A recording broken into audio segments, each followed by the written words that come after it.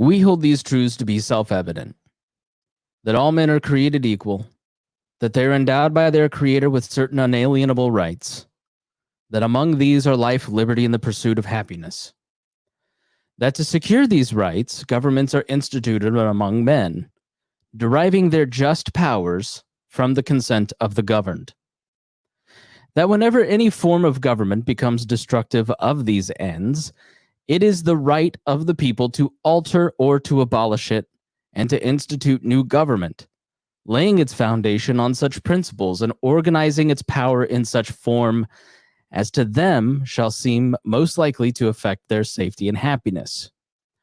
Prudence, indeed, will dictate that governments long established should not be changed for light and transient causes. And accordingly, all experience has shown that mankind are more disposed to suffer while evils are sufferable than to right themselves by abolishing the forms to which they are accustomed.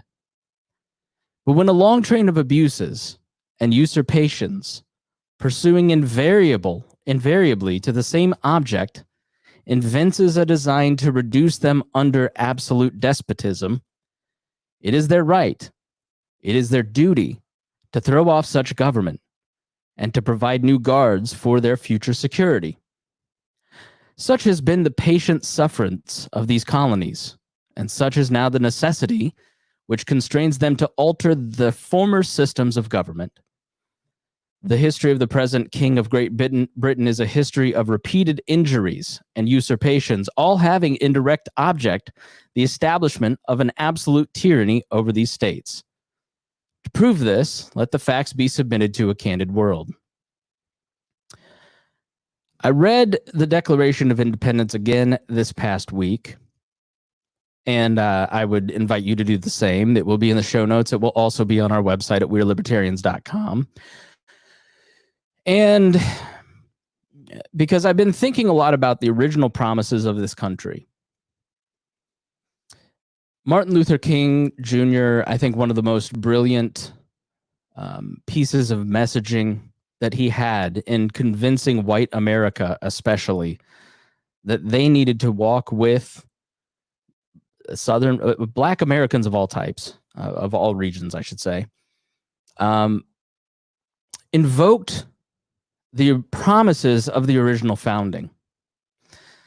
And I think that we should go back to some of those, and I'd ask you to read the Declaration in full and see how much, first, are we living up to those original promises?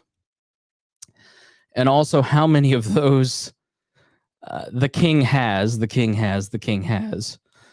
How many of those do we identify with now? For instance, going to the end. This is especially appropriate today, after the president's speech. He is, at this time, transporting large armies of foreign mercenaries to complete the works of death, desolation, and tyranny, already begun with circumstances of cruelty and perfidy scarcely paralleled in the most barbarous ages and totally unworthy of the head of a civilized nation.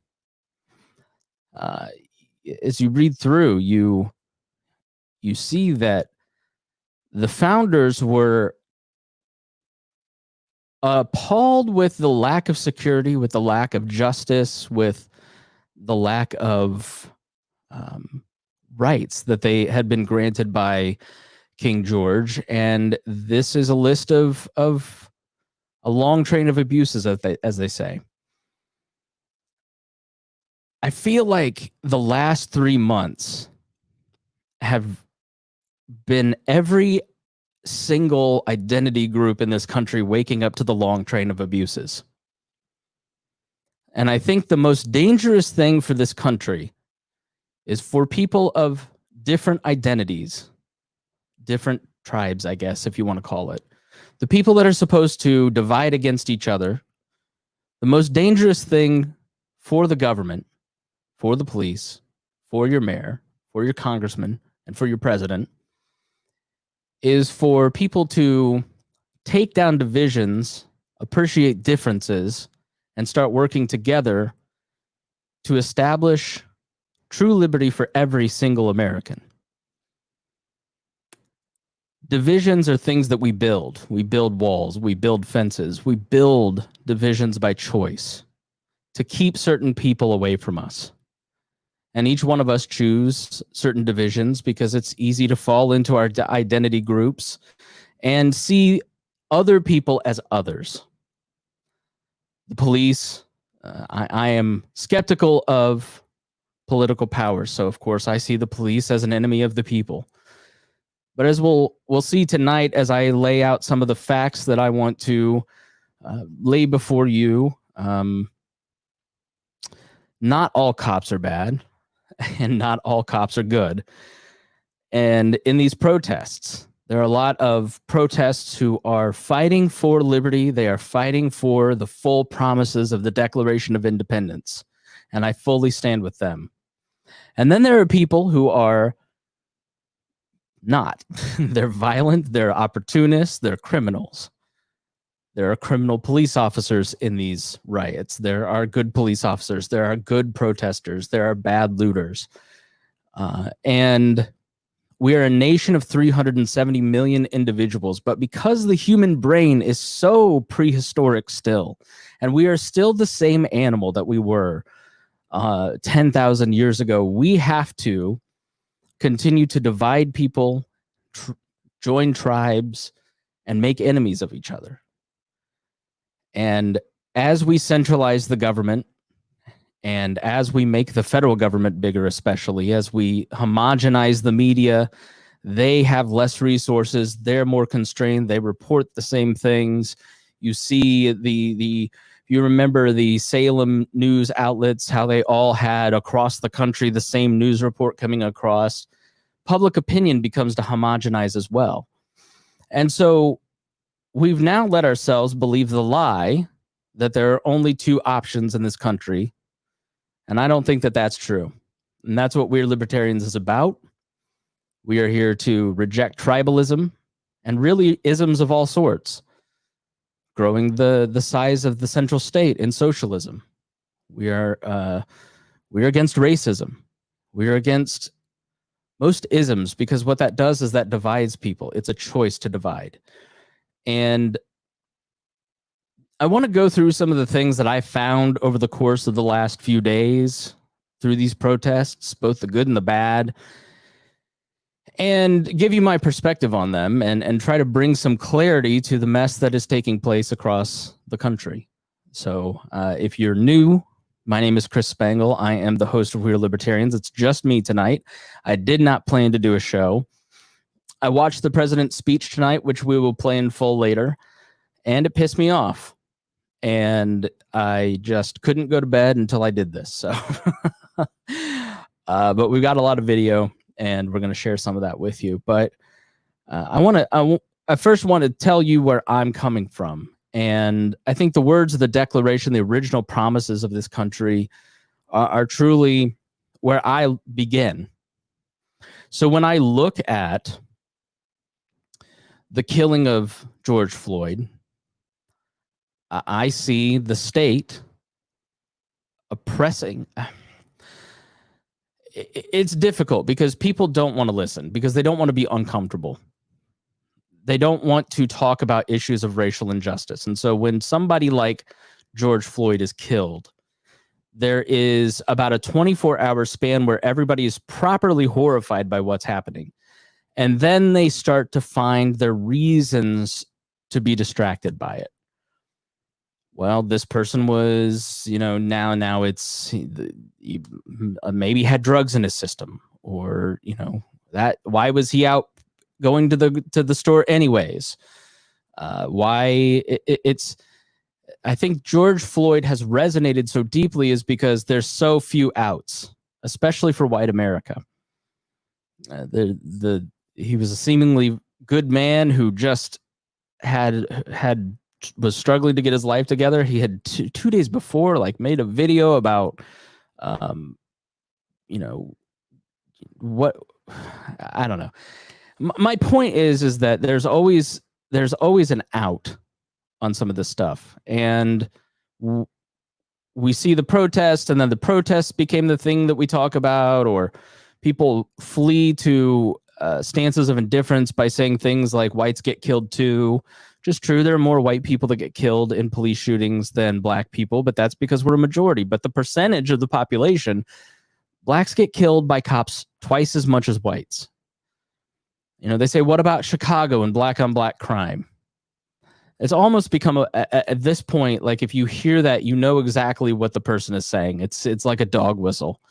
I'm not interested in talking about what the protesters are talking about because there's looters. They lump all the protesters in with all the looters.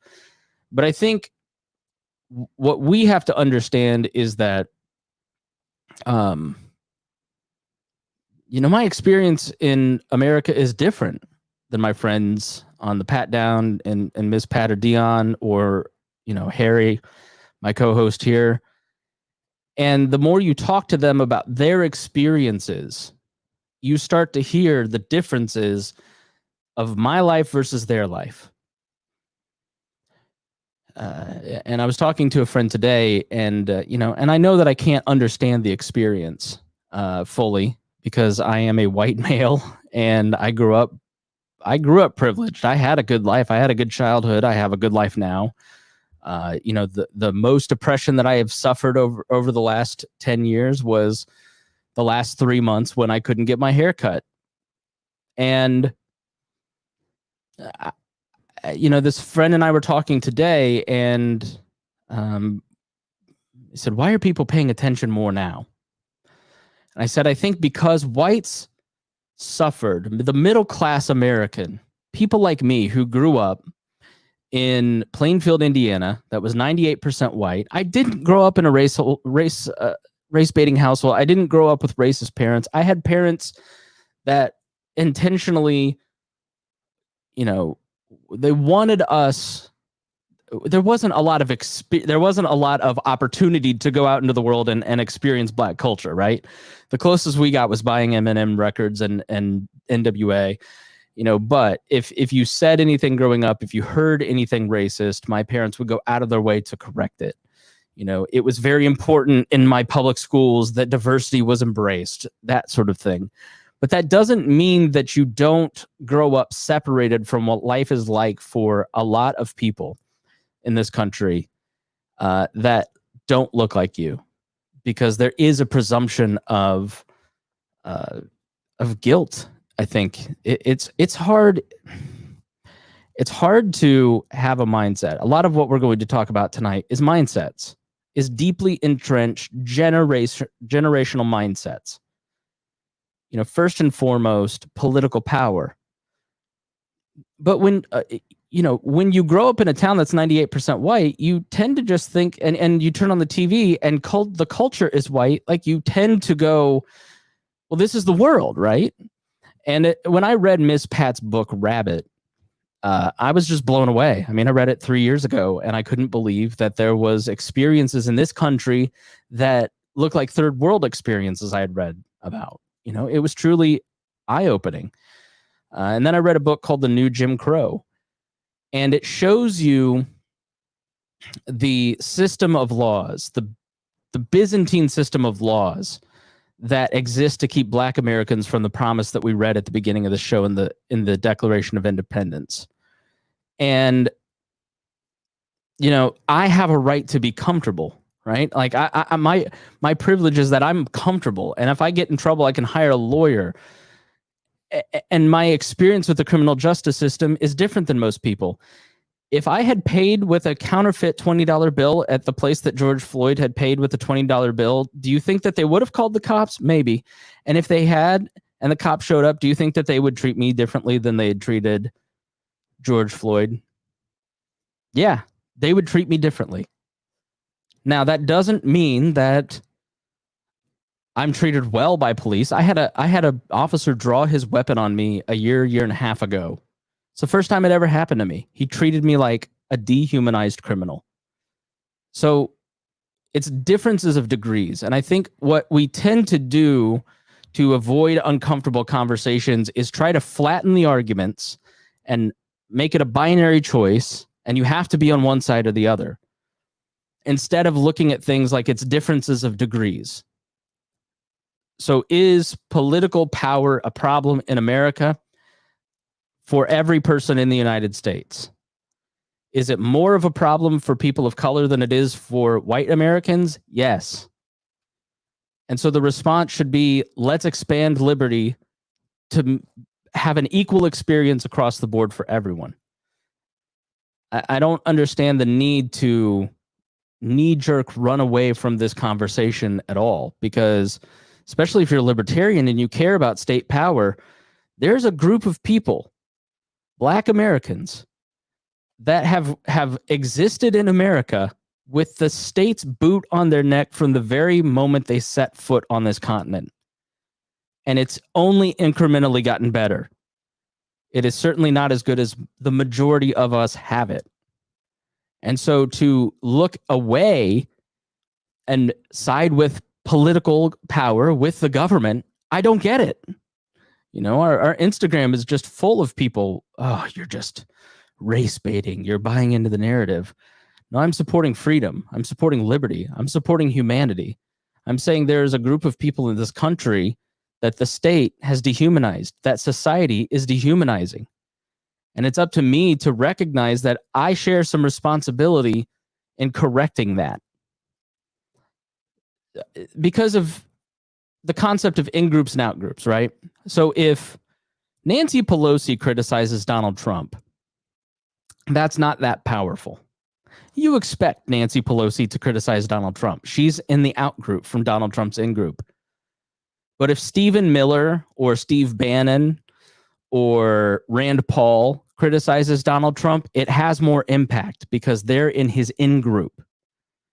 He picked up the phone, talked to Senator Tim Scott, a Black Republican from South Carolina. And he, according to Senator Scott yesterday, said he would moderate his tone on Twitter because he would talk to Tim Scott. Now, would he talk to Maxine Waters on the phone? Probably not, because she's on the out group. She's going to criticize him. But because Tim Scott's on the in group, he's going to listen to him. And so a lot of the conversation that is taking place needs to, you have to have the courage to speak out. You have to start talking about this stuff. Some of this stuff is very awkward to talk about. It was very awkward for me and still is to talk about racial issues. You know, I've gotten a lot of practice on the Pat Down podcast, and that's been great for me because I'm in a situation where I now have Black friends in the in group that are forcing me to have these conversations with them and work through things with them. And I say things to people like Miss Pat. I go, you shouldn't phrase it that way. You're going to lose the trust of the people that are listening to you if you phrase it this way. You know, and she says the same thing to me. And we also learn like what is offensive and what is okay. Like, where are the edges on things? You know, I'm much more comfortable making a joke now to her than I was a year ago, right? Because we've learned to trust each other. And trust is just such a key part of all of this. So when we go through what we went through 2 months ago, where you have conservative lockdown protesters out there talking about their rights, and 80% of this country shrugged and they were mocked by people of color, you know, going, you know, Miss Pat was like, fuck them. And I'm like, why would you say that? Like, you guys are kind of on the same side in terms of some things and this and that. And she's like, because they don't care about our issues. When it's our time, when it's Black Lives Matter marching in the street, where are those protesters? Where are those guys in Michigan's with the guns marching with us when it comes time? You know, and I was just like, exactly right. You know, and so I think the juxtaposition of what happened during the lockdowns and what is happening now, where everybody's kind of flip-flop sides, I think there's a large group of people in the middle who are kind of going, man, the experience that I had a few months ago, like, all right, why are people more in tune with the Black Lives Matter message? Why are white people specifically, conservatives, are messaging me going, what book should I read? Well, how do I get, you know, people that would be on the I'm not going to listen because there's looters side are now going, what book should I read about racial injustices? How do I end qualified immunity? I'm ready to go. How do I do this? I want to start the conversation. And I think that change is twofold. I think first, the Floyd George incident where the cop sat on his neck for 9 minutes is so irrefutable, and there's no out, and it's just egregious. And the president, cops, police chiefs across the nation are denouncing. Like, everybody just goes, this is beyond the pale. It was on video. Everybody saw it. And second, I think a lot of people, for the first time in their lives, as a white, middle class, comfortable American, there have been 2 moments in my life where I was deeply, and I'm not talking about like on a personal level, but just like on a global level, right? 9/11 and the lockdowns and the quarantines and the pandemic are the only 2 times in my life where I felt deep insecurity about my place in this country, about my economic position, about the role of the size and power of government and the individual. Like, that insecurity, I think, was very powerful in conditioning a lot of people who would otherwise go, oh, not another Trayvon Martin thing. We got to go through this again. No, I think a lot of people are going, nope, I just experienced that 2 months ago. That was horrible. Now I get, when I hear "Fuck the Police" by NWA, I get it. I think it has an effect. People start to identify, because people are experiential, right? They don't truly connect with something until they experience something. And so when you experience economic insecurity of the level that we've had over the last couple months, you experience your business being closed down, you experience curfews, you experience being quarantined, you experience the state treating you a certain way, and then your black friend goes, yeah, that's me every day for the last 35 years. And you go, what? You go, yeah. I go, oh, shit, that's terrible. So I think we're in a place in America where people are a lot more ready to listen if we all kind of choose to start talking to each other. But I think it's honestly going to take a lot more humility on the right and on the white side, and being more uncomfortable, because you don't have to. The reason is you don't have to. You don't have to make a change. Like, you don't have to go talk to your you probably don't even have black friends. You wouldn't even know where to start, because you're not willing to confront the issues that are being talked about. And we can all sit here and go, oh, we didn't know. Go listen to 1988's "Fuck the Police." Go listen to any Kaepernick kneeling. Why can't they peacefully protest? They've been peacefully protesting for decades. But you go through it for approximately 7 weeks and lose your shit, And so I wrote this, and I mean it. Like, I have to ask those that supported lockdown protesters, but not the peaceful demonstrators in the streets, this question. If lockdowns had continued for not just 1 month, but decade after decade, would you be angry at being ignored? Would you feel rage at the 80% of the country that did not support you, that mocked you and dismissed you, and at a government that refused to listen? How would that rage be expressed? So, I've come to appreciate the lockdown protesters a lot more over the last week or two, and protesting in general, to be quite honest. I know I've said this before, but I generally think that protests are a waste of time, that it's foolish, that all it does is it attracts grifters. You have the first protest, which is so well-meaning, and then it ends up just being co-opted by a bunch of hucksters who want to come in and take it over, and left-leaning. The left-leaning protests are usually, they end up kind of in violent looting, and if they're big protests, it's, I don't know. I hate it. For the right, you have this terrible perception. You get guys showing up at the Capitol with guns, and then everybody calls you a kook.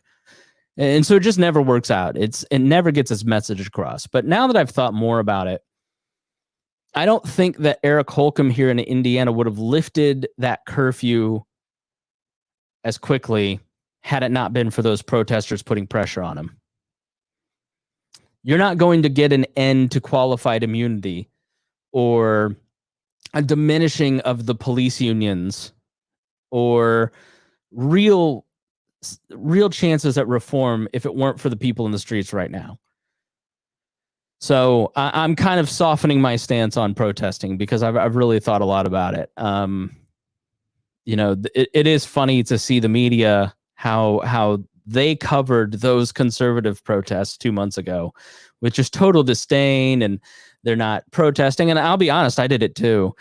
At that point, you didn't know what the virus was. You didn't know how bad it might be.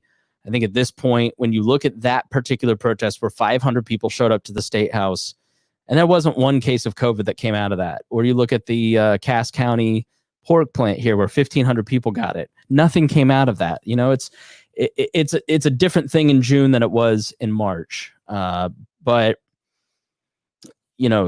they're also not covering it the same way. I haven't seen one desperate, agonizing think piece about how these protesters are not socially distancing like we did with the violence of the Michigan protests. And there was some terrible imagery in there, and that's the problem with protest. It always draws out the kooks. You have a protest for conservative causes, it brings out racists.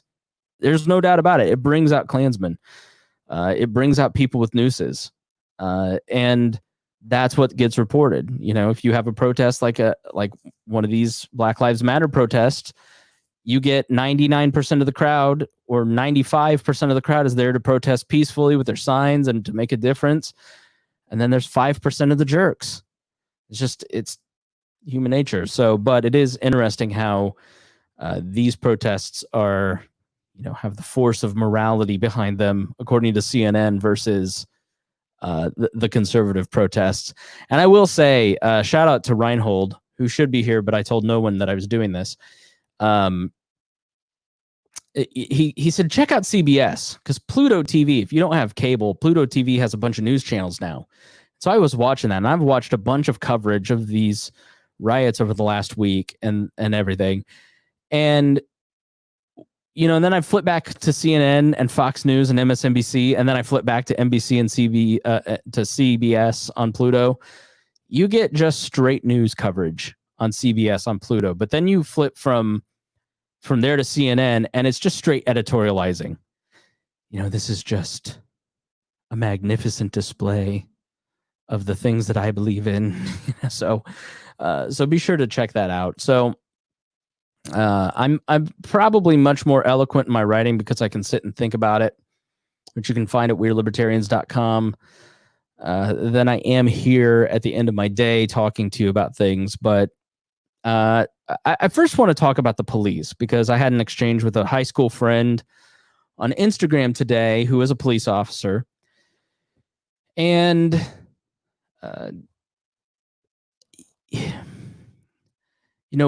I was driving downtown a couple nights ago. I think it was Saturday night. And we'd had one night of rioting here in Indianapolis. And I'm going to call it rioting because there's a difference, because there's protesting during the day and then there's rioting at night. And I'll explain why I make that distinction later. And I saw about half a dozen police officers, putting on body armor and having just this concerned look on their face. And I just thought, man, that would suck. That would be terrible. Like, to be that guy. You know what I mean? Like, the protesters, or the rioters, I will say, out of respect for the protesters, the rioters who show up at 10 or 11 at night, which I'll show you some video of here in Indianapolis, they're the ones that are making sort of the proactive offensive moves. And the cops here, at least against the rioters, are making defensive moves. Now, against the protesters, the IMPD are making offensive moves, which I'll also show you. It's very complicated, right? So there's a lot of nuance. So I can't do this in 15 minutes and give you a neat little package and say all protesters are good and all cops are bad, or all protesters are looters and all cops are good. The problem with wanting to do what I want to do in the way that I want to do it is that I want to bring you nuance and bring empathy into the discussion and try to understand people's personal motivations and rationalizations. And that doesn't mean that everything's in a nice, neat little bow. So sometimes people come across very confused. Are you a liberal? Do you support Republicans? Do you support Democrats? I support liberty. I support libertarianism. I support an ideology that is rooted in empathy and rooted in the golden rule and rooted in nonviolence. And so if a protester is out trying to gain more rights for themselves, I'm with that person. And if a person wants to come and destroy someone else's property, I'm against that individual. But I don't want to lump them all into one group. And the same with cops. There are police officers who are not wanting to be out there beating the crap out of people. But there are some psychos too. I was watching CNN a couple nights ago, and I don't think LAPD knew that they were on CNN, just raw, running the footage. And there was a woman standing there with a camera, and then all of a sudden, Officer Phillips, because they have their names across the back, just started beating the hell out of her with a baton because she didn't move. She was in his way and just started beating her. I mean, it was really unbelievable what he did to this woman. And it was all caught on TV. You know, that's a person who should be fired. And so there's no, like, this is the problem with the way that our society is being set up. We're trying to make the world bigger. We're trying to centralize government. We're trying to ask the federal government to do more. We're trying to save money on what news we watch. So we go to the biggest news outlet. We go watch CNN. And then, you know, we want the president to take care of it. We want them to do it. And we are the problem, by the way. And so on CNN, they have limited time, and so they're not giving you nuance. And then you get mad at CNN because they're not giving you enough nuance, and then you don't go and support. I'm not going to read that article; it's too long. Or I'm not going to listen to that podcast; it's 2 hours. Or I'm not. It's irritating. But here are my foundational beliefs about police. Police are the vanguard of state power, and what that means is that they're at the very tip, and so every single law passed by the government has to be enforced by police officers, because without police officers, a politician is just a person with a bad opinion. So police officers, first and foremost, have to uphold the basic rights found in the Constitution. And, you know, I was listening to Ben Shapiro today say the police are there to protect all of us. Well, I don't agree with that. I don't think that they have the ability to do that, clearly. Just as we saw during the pandemic, the government can't save you. The government is too big. The government, even on local levels, can't save you. The best they can do in a financial crisis is $1,200. The best they can do in a riot is maybe half your store will be there.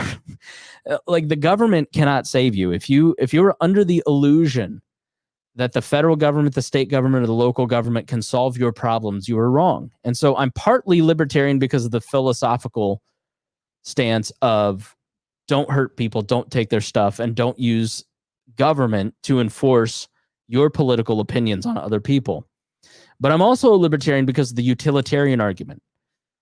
You know, it's called Hayek's knowledge problem. There is not one person who can be president because he cannot understand all of the knowledge he needs to make the decision for all of the people in the country. You know, the utilitarian argument against our current system is that it doesn't function. It doesn't work. It's too big. It's too cumbersome. It's too bloated. Bureaucracy is cold and it's heartless. And so what are the police really supposed to do? They're there to protect the rights of the person that they're arresting. And so the problem with the arrest is that officer and the 4 that watched didn't respect George Floyd's right to life. And they really didn't seem to have a problem with the fact that the man, a middle-aged man, is calling out for his mom. To me, that would be like, oh, maybe 30 seconds, 9 minutes, you've got your knee on his neck. And so, you know, we've allowed our politicians and our media and our police officers to think that they're there to protect all of society. But they don't have a duty. When you call 911, there's no responsibility to show up. The Supreme Court says that police officers have no duty to respond to your 911 call. They don't have to show up. You know, when my tires got stolen off of my car here, they didn't investigate that theft. They said, oh, sorry about that. Yeah, we'll make a police report for your insurance. they're almost non-functional. You know, they're so non-functional in LA that everywhere you go, there's private security. In places like In-N-Out Burger, they have a private security guard because LAPD has so much to do, because there are so many laws and so many regulations and so much territory, because everybody in the council and the police department and the mayor's office was trying to centralize their power, that the police became non-functional for the citizens they serve. And so everybody has to not only pay taxes for the police, but also for private security. And so, you know, that does several things. That means that police officers no longer have the time for community policing. They no longer have time to get to know the people in their community. It means they're going from run to run to run to enforce the multitude of new laws that we're passing every day. And so what happens? You know, I was going to be a police officer. I actually took a ride along in high school to be a police officer. Recently, I was called by Peter Quinones, sorry, Mance Raider, that he's called me a cop. And then Raylene Lightheart of Blast Off said if the evidence fits, so screw you both. But I went on a ride along with this guy. His name is Brian. He was an 8-year veteran of the Plainfield Police Force, and I spent the day riding along with him in high school. And he told me, he goes, listen, something happens about 15 years into the job, and you spend, and these are his words, 90% of your time around the bottom 10% rung of society. And so after about 15 years, because of conditioning, 90% of the population looks like that 10%. And so they start to see everybody as a criminal and not a person, because they're going from run to run to run to run. You know, because the nature of bureaucracy is the reason that government doesn't work is that it's all administered through bureaucracies. And so bureaucracies, you have these multiple departments trying to fight for a limited number of budget. And so they don't get funding for everything they need to do, but then they're added on work. It's like, you're not getting any more money. We're going to take 25% of your pay, but add 2 full-time jobs. And then why aren't you being effective at your job?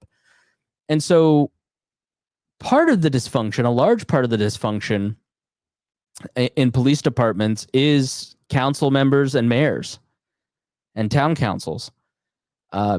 Because these guys run for the endorsement of the FOP, the Fraternal Order of Police endorsement, or the police union endorsement. And then when they get in an office, they want to keep it. Because in a place like Indianapolis, if you get the FOP endorsement, you win the mayor's office.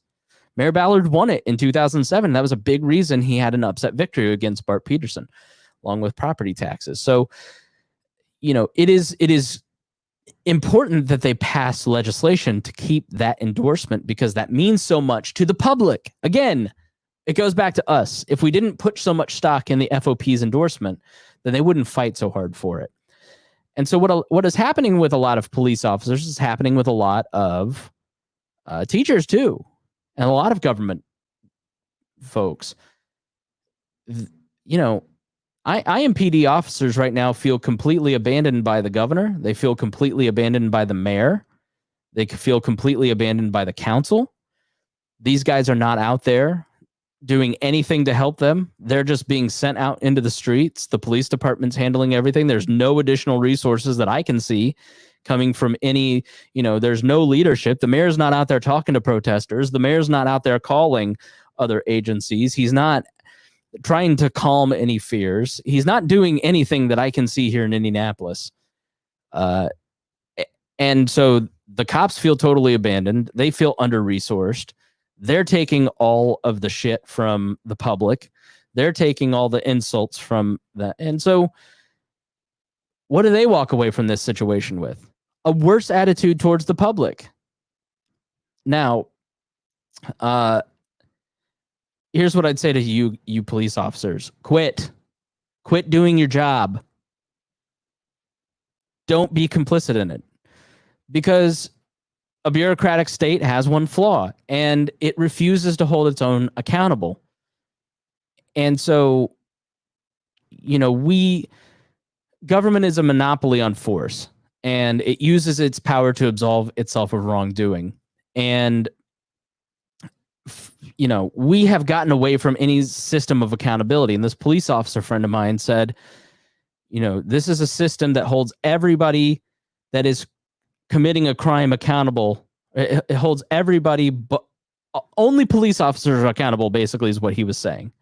And he's sort of right in this situation, is that, yeah, public opinion is not with these looters, but they're kind of on their own here in the local police department. But who's going to hold the mayor accountable, right? Who's going to hold any of these guys accountable? Like what happened in Minnesota, why the autopsy, you see the autopsy of George Floyd popping up, is that the state basically is doing an autopsy and it's showing drug use and it's showing heart attack and it's showing all kinds of bullshit. And then there was a private autopsy that showed asphyxiation, basically strangulation. And so the coroner is basically setting up a reasonable doubt defense on behalf of the cop. Well, most of these police officers get off on all these shootings. That's part of the reason why everybody's so pissed. The system protects itself. Like you look at impeachment. Donald Trump violated his constitutional duties and should have been impeached for what he was impeached for. Now, I don't think that it was worth the time because he was always going to be acquitted. It was sort of a political sideshow. But at the end of the day, it wasn't for impeachment because impeachment doesn't work. From the top to the bottom of the political system, nobody's being held accountable anymore. And so who is in charge of correcting that imbalance, right? It's us. It's the public. And we've checked out to watch sports. We've checked out to watch HGTV. We've checked out to go participate in consumer culture. We're not holding any of these people accountable. And that's what Dion said to me. He goes, people keep asking me, how can I change this system? I don't know. I'm trying and I'm not getting anywhere. It is the responsibility of the public to hold the system accountable, and they're not doing it. It's the majority of this country, whites, that have to correct these imbalances. And we're not doing it. We're going back the blue. We're using patriotism basically to let all these people off the hook, and my last name is Spangle. So I grew up jingoistic. I grew up very patriotic, trust me. But the whole, all teachers are heroes, all cops are heroes. It's just all kind of bullshit, to be honest. It's collectivism, and patriotism basically in history has been used to manipulate well-meaning citizens like you listening or watching at home into letting power off the hook. Donald Trump is a master at this. And so as an individualist, I completely reject that. Patriotism is collectivism. And it becomes nefarious when it's used to support moral and ethical violations.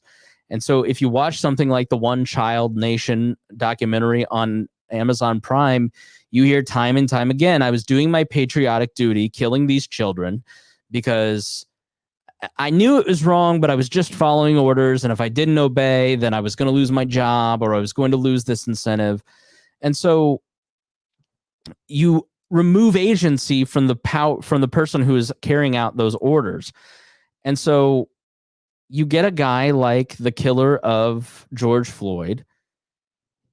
He has a job that he's dehumanized him from seeing George Floyd as anything other than a criminal, quote unquote. And he is no longer interested in serving his basic function in this society, which is upholding George Floyd's rights. And then if he doesn't, he's not going to face any consequences because the guy has already killed a bunch of people. He killed a Native American guy, and I guess Amy Klobuchar let him off once before. So he's part of a system that is going to have his back no matter what he does.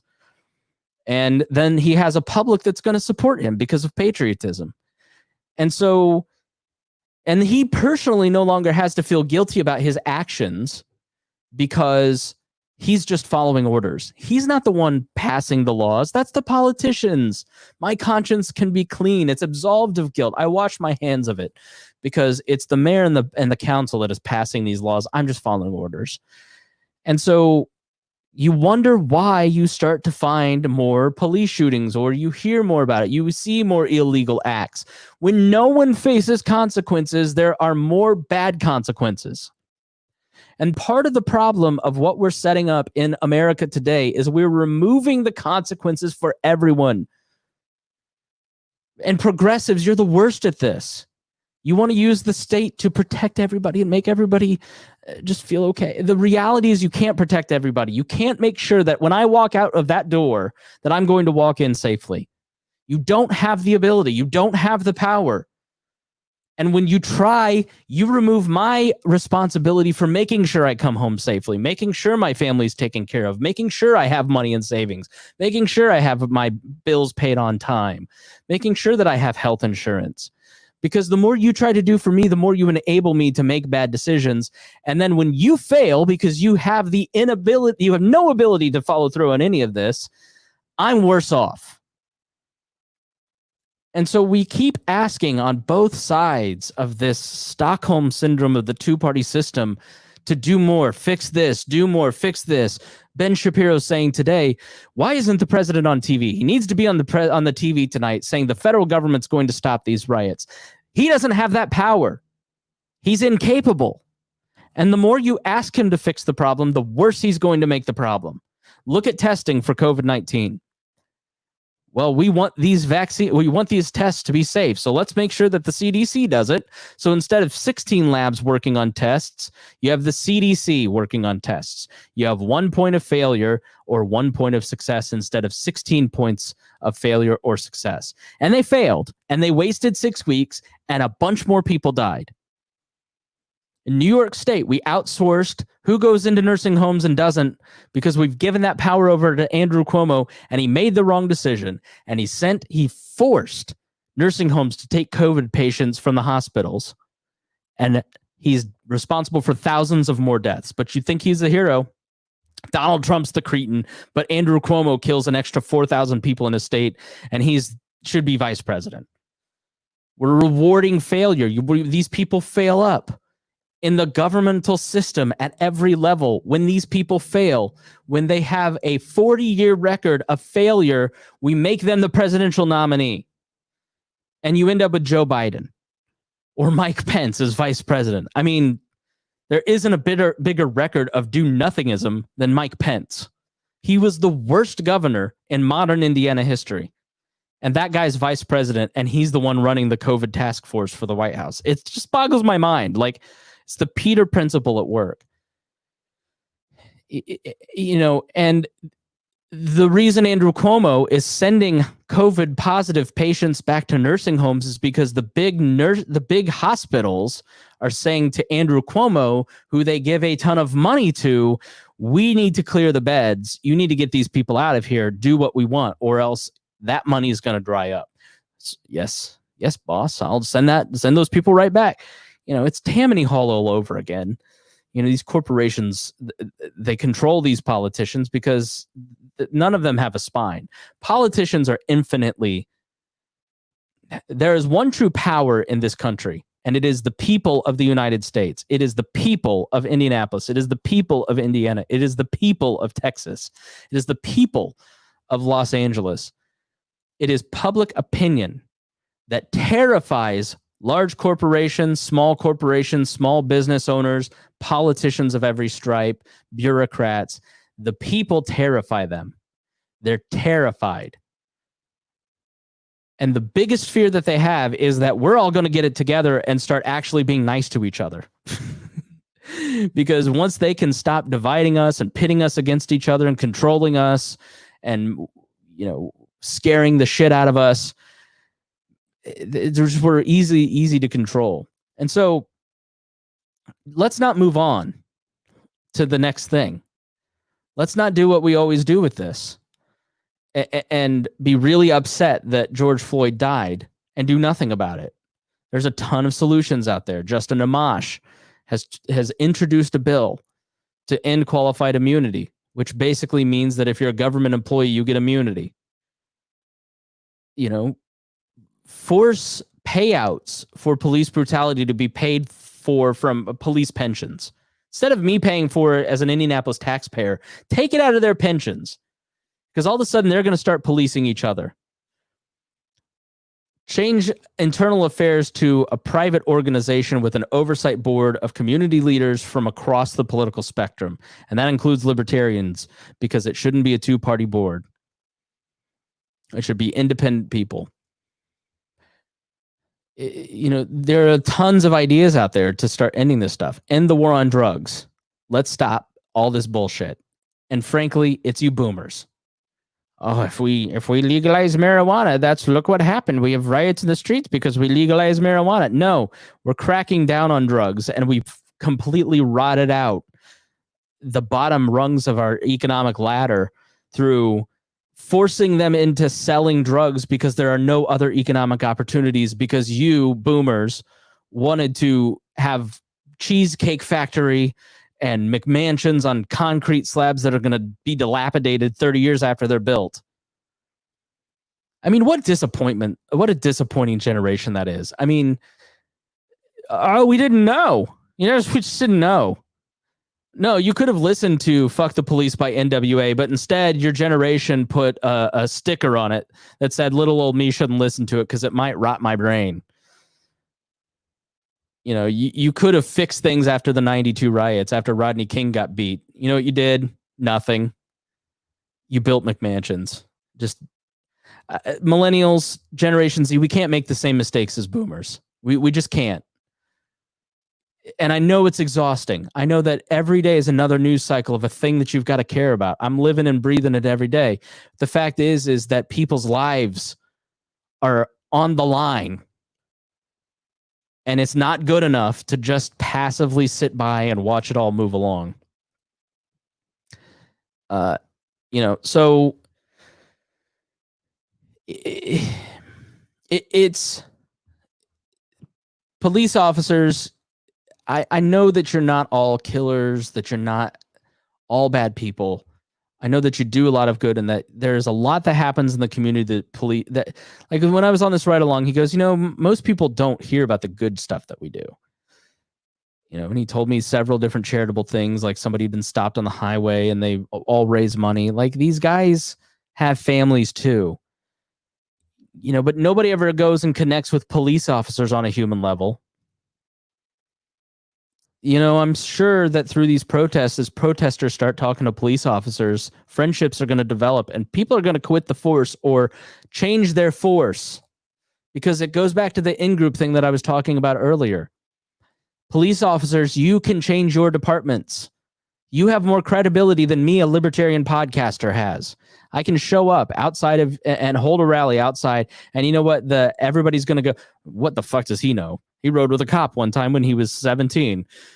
But if you're a police officer, you have much more incentive to say, this is wrong. We need to... The public sector union has a gun to the head of the population, literally, and we're enacting these bad policies that are making us unpopular, that are killing the people that we're serving. There was a guy named Sean Reed who was killed by Indianapolis police officers here a couple weeks ago. And you hear the shots fired, you see the phone drop, and you hear the police officer losing his mind with grief. You saw it with Philando Castile. He was killed, and that police officer started losing his mind. It's a shitty job, and everybody gets that, and it's a dangerous job. But you work for the government, and teachers, you're in the same boat. You work for the government, which means you work for me. And if you want to draw a public salary, that means I get an input in how you do your job and what you get paid and how much of my money you want to take from me to give to you. And if I don't feel that the services are right, or I feel you're infringing on my rights, I'm going to say something. But to counteract that, we get, all teachers are heroes, all police are heroes. Oh, why are you being so mean to these heroes? They're doing a job. I'm sorry. If you're a public sector servant, you don't have super rights. You're not a super citizen. You have the same rights as me.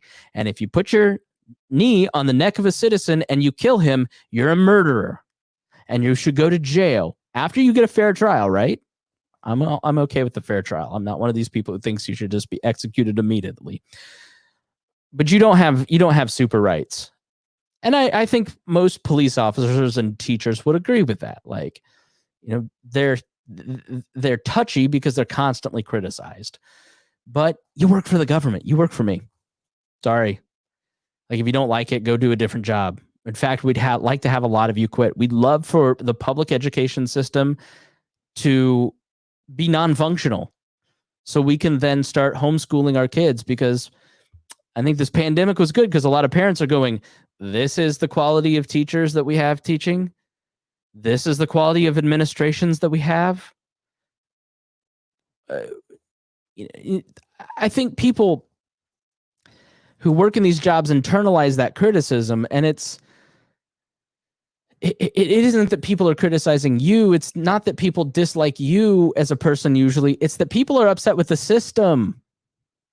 Everybody's upset with the system that we've built because it's built on violence. It's built on tribalism. So stop taking it so damn personally so we can have a conversation. I don't...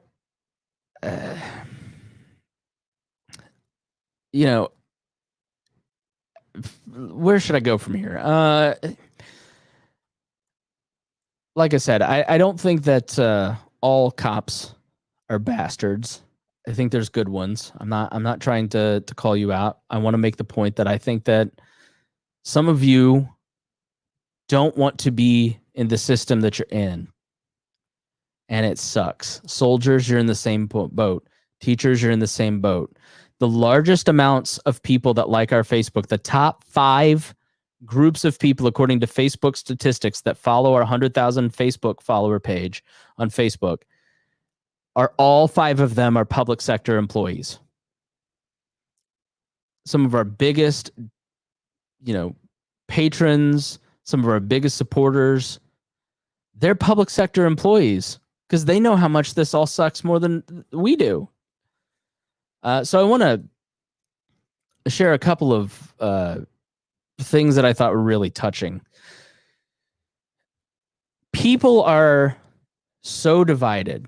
We're going through this 3 months of coronavirus and this separation, and literally 17 days ago, I predicted there'd be civil unrest in June, because you just can't have this level of unemployment and then push everyone into their houses and have everybody feel broke and everybody feel oppressed and not have problems. Now, I didn't expect it'd be over this, but I knew there'd be some catalyst. I thought it'd be conservatives popping off, but you get things like the hairdresser and states opening up and they calm down a little bit. But the people that are rioting, the people that are looting, they're young. They're college kids, they're high school kids, they're people of color. They're the ones who are the first to get laid off. They're the first to be seen as expendable in the economy. And people say to me, the economy doesn't matter. Fuck the economy. Fuck money. That's all greed. That's not true. The economy is people's dreams and hopes and how they pay for college and how they pay for their mortgage. A job is the passion that you have when you wake up in the morning for people. And if you have nothing to wake up for and you're just sitting at home and you're watching this boiling pot on television and then something pops off, I mean, it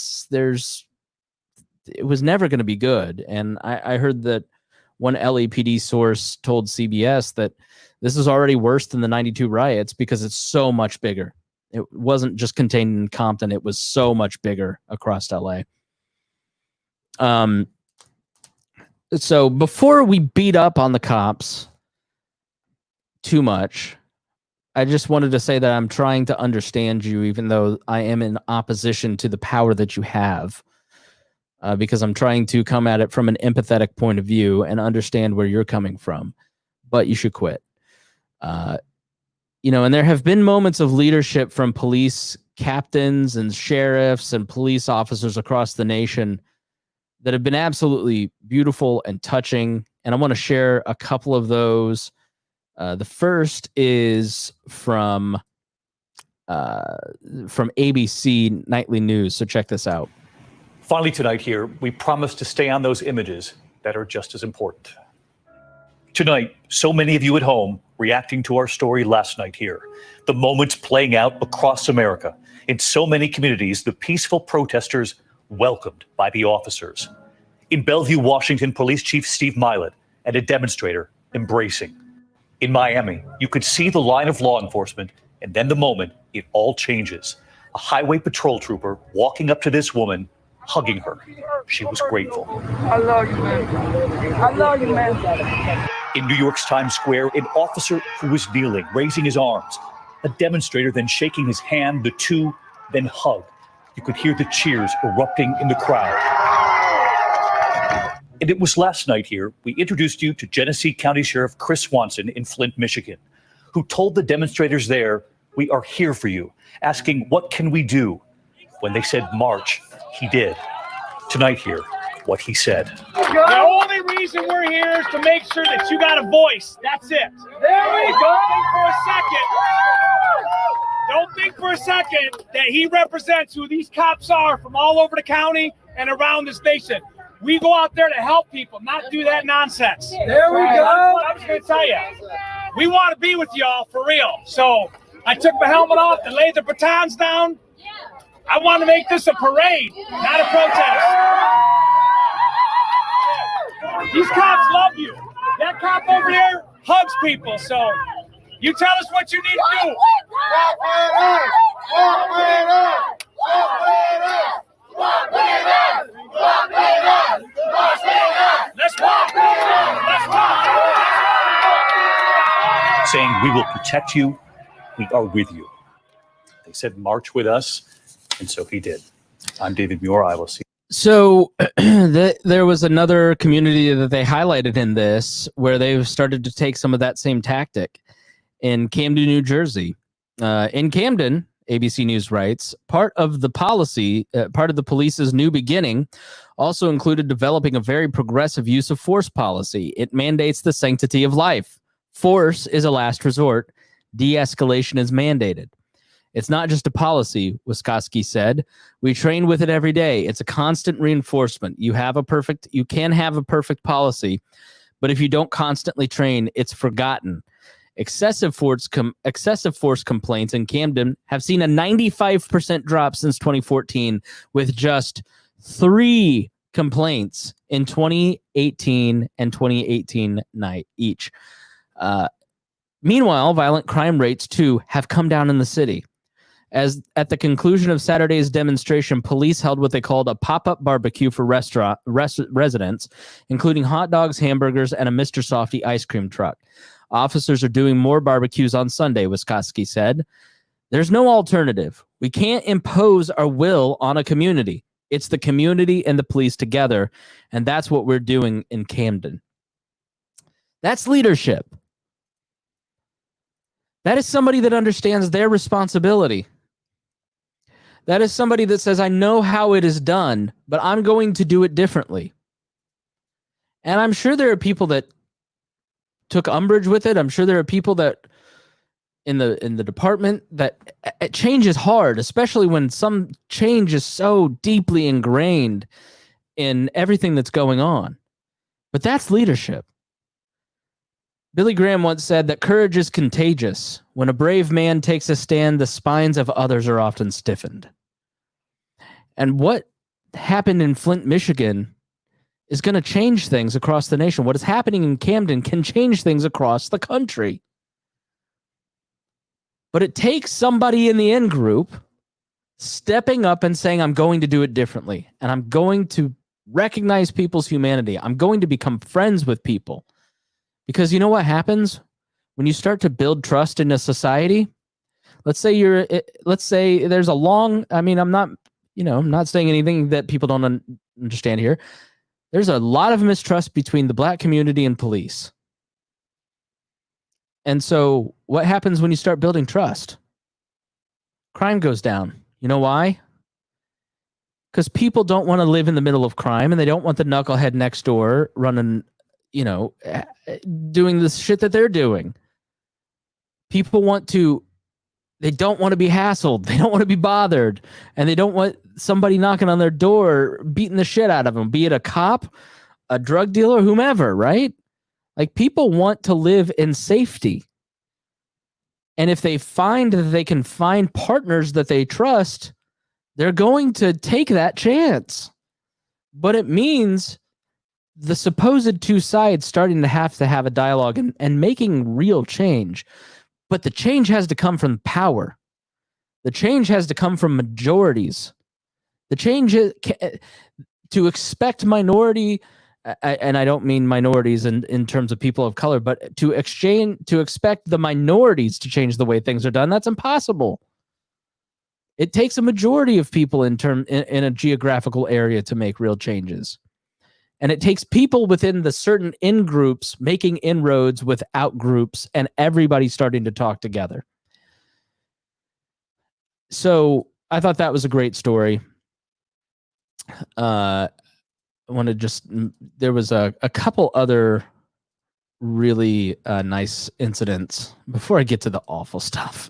So I'm trying not to be a dick. I'm trying to be understanding here and get everybody to understand what is really going on. I thought this was great. This was in Louisville. An officer got separated from his squad, and some protesters protected him.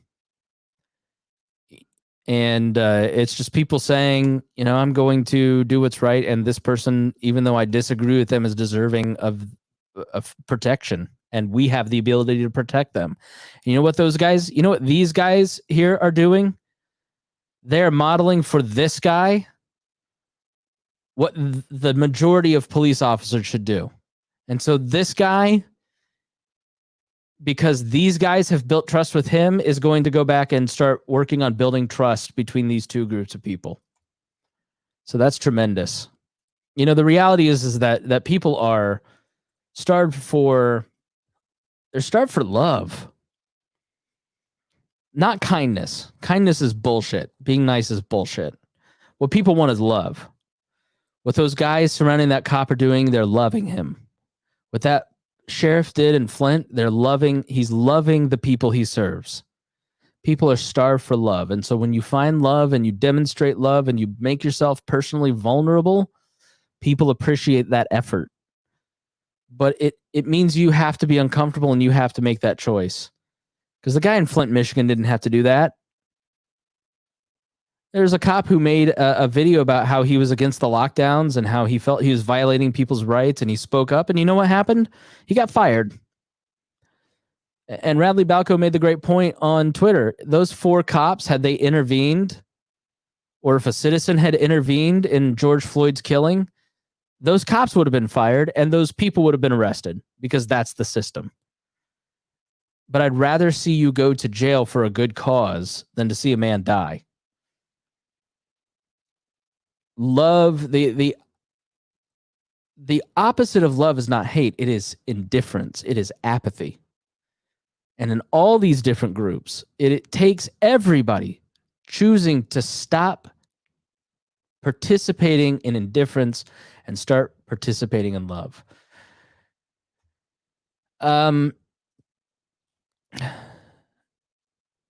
So I was going to read the comments, but that'll just distract me. So I want to talk maybe a little bit. Let's do some of the really bad stuff here. So some of the stuff that's going on that's egregious with police officers. So this is in Atlanta, and this was, I think, 2 nights ago.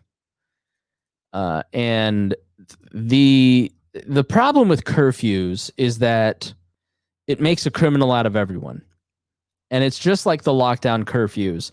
The reality is everybody was a criminal in a society that had a curfew. And so right now, last night I was robbed of I was kicked out of the Meijer here locally. I'm miles away from where the protests were happening and hours before it was taking place. But I was kicked out of the mire because of the Indianapolis curfew. And listen, I understand the logic of a curfew. You shut down businesses, ask people to stay in their homes so there's less accident reports. It's the same stuff as COVID, the same arguments, right?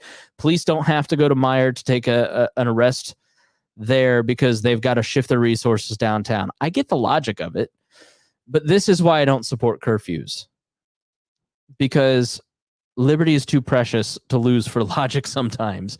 And here are two people sitting in their car doing absolutely nothing wrong. And here are two officers dressed like Darth fucking Vader running up. And here's what happens.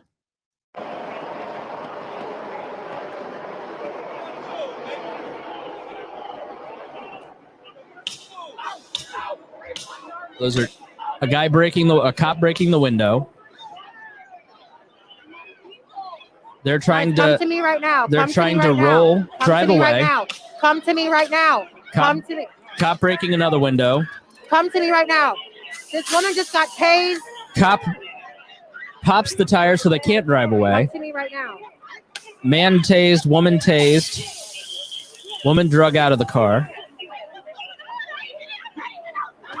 Come to me right now. He's resisting because they haven't done anything wrong. He's being tased again. There's 10 cops surrounding the car.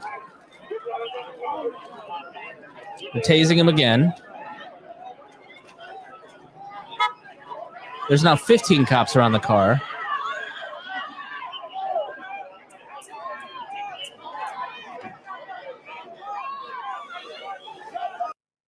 Their crime was driving through an area where 15 cops were.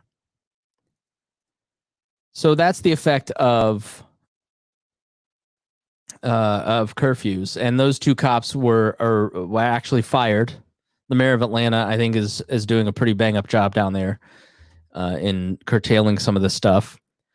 And this is in Minneapolis. This is a post of mine that went viral, 4,000 shares, 141,000 views, 1,200 comments.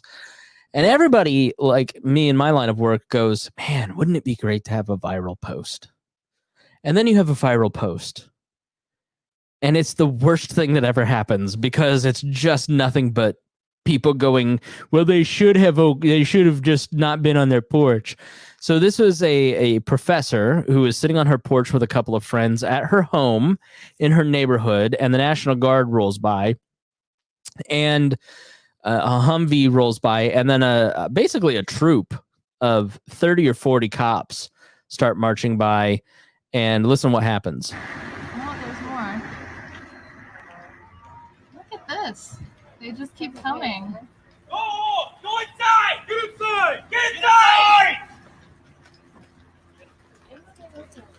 Get inside! Get in your house now! Let's go!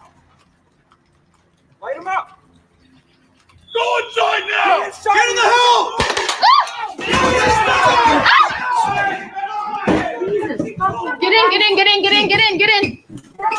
Get in. Oh, God, that hurt. You good? Are you okay? Right on the fucking crotch. Are you okay? You got hit? I'm good. They're fucked for that, dude. What? Okay. That was 4 or 5 people sitting on their porch. There was a curfew. How are they breaking curfew if they're at home? But they were on their front porch and they didn't obey. So they got shot with paintball guns. Their property was painted by the police. I mean, it's just truly insane. So this was here locally. We'll start with the funny stuff. As funny as funny can be, I guess. So this post gets made on Facebook, and Greenwood is a town about 20 minutes south of Indianapolis, and it's a city, and somewhere on Facebook in some group, some teenage kid says, at 3 p.m., everybody go to Greenwood Mall and grab whatever you want and just walk out. They can't stop all of us. Spread the word. No justice, no peace. 3 o'clock in the afternoon. So what happens? The mayor issues a media release. Due to recent events, Simon Property Group has decided to close the Greenwood Park Mall at noon today. We are monitoring this current situation closely with Simon Property and other local agencies. What happens is they had, and not many people knew this, they have in Johnson County and Greenwood a total of 4 MRAPs for a couple 100,000 people in the county and a police helicopter. And they were running training exercises in the mall parking lot. And so one intrepid reporter on my Facebook account sent me all this stuff and alerted me to it. Drove up there, took some pics, got some information for me, and I shared it. And I wrote, if you weren't convinced that local governments are drama queens based on their COVID reaction, this will do it for you. The mall's been closed and they're running exercises in the Value City parking lot. Well, it turns out that they got pretty pissed off that I shared that post because they don't like sunshine. I don't know why they wouldn't want their citizens to know exactly what was going on in their county, but city officials were embarrassed by my post, and they were even more upset that someone on a couple town boards, on zoning boards, shared it. And there was a rumor going around in the government that he didn't support the police, so he was to be removed from his town boards. They just didn't like that bit of transparency. So for that, you can kiss my ass. So this is a new one that happened tonight that it just really pissed me off. And it's video of some worshipers last night here on the Circle. So if you're not familiar with downtown Indianapolis, there is a big circle and a big monument. And that's kind of the community gathering place in Indy, this big circle. And so there was a group of churchgoers praying on the circle about an hour before curfew. And they were trying to break everything up on the north side of the circle, several hundred yards away from where this worship service was taking place. Now, the police knew that this worship event was taking place and even talked to some of the churchgoers beforehand on their way up to go control the crowd. And when I say control the crowd, I mean use tear gas on them because they didn't like that they were protesting. Tear gas is not an excuse to control a crowd. I'm sorry. It's the amount of tear gas that is being used right now is bullshit. And so they inexplicably drive the protesters, the peaceful protesters that are doing nothing wrong in the middle of the day, down around the circle towards the worship service, and then fire tear gas canisters into the worship service, and then won't let them go and get their equipment. Now, what the police didn't know is that in the crowd was a former deputy mayor who's personal friends with everybody. And so everybody got in some trouble. But this is how we're becoming like Russia, basically. To get anything done, you've got to know somebody. So this is just a couple seconds before the tear gas. You never stop working. You never stop. You never stop working. Even when we don't see it, God's working. Even when we don't feel it, God's working. You never stop. You never stop working. Yes, God. You never stop working. Even when we don't see it, Touch him, Lord. Touch him, Lord. Yes, God. Yes, Lord Jesus. Yes, Jesus. Move. The tear gas starts rolling in the canisters right next to a woman in a wheelchair. Ma'am. And children. thank you, Jesus. Thank you, Jesus. And there's still nobody greater. God, there's still nobody greater. Lily, McKenzie.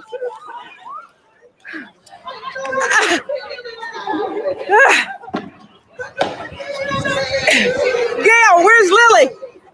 Gail. So that is a group of people that have been denied access to their sanctuaries for the last 3 months, trying to worship and respect biology on the circle outside, praying for their city, which is undergoing violent protests. We lost a very respected member of the community, and he was killed, and apparently, according to police officers, they tried to apply first aid and they were rushed off by looters. But anyways, so you've got these people who are there worshiping, praying for their city that lost, I think, 2 people the night before, and then they're chased off by police for worshiping. So that was pretty crappy. And then let's see here. So this is a little bit, and I'm using Indianapolis as kind of this is my city. This is what I know. This is how I know politics works. And so I kind of understand what we're looking at here, so I can translate to you. So I'm sorry if it's not current, but what's happening here is kind of what's happening in your city. So you'll see along here, you'll see all the banks on the sides, streets here boarded up. All these videos are on my Facebook page. You can go follow me on Facebook. And that's because looters basically broke into all that stuff. And we'll talk about them in just a moment. But this is a protest yesterday. And these are peaceful people. This is the middle of the afternoon. It looks like it's probably about 3 based on the shadows. And these guys are just out marching, making a political statement. And they're in the middle of the street. But guess what? We own those streets. And so if the people want to shut down their public streets to march, that is their right. And it is not for the police to curtail their First Amendment rights to free assembly and free speech.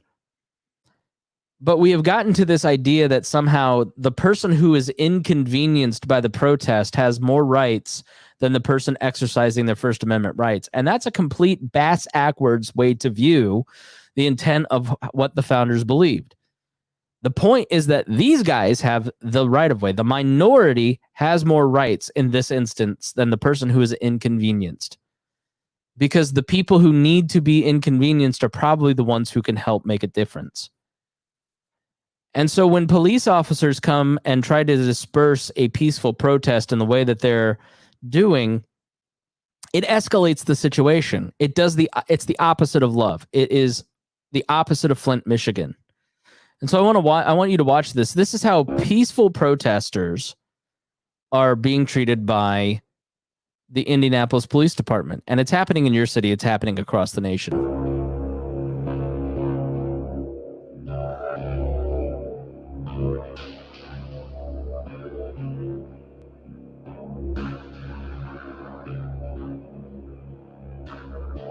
And so if you're listening, it's a drone. It's a drone shot, basically, of thousands of people marching in the street, hands up.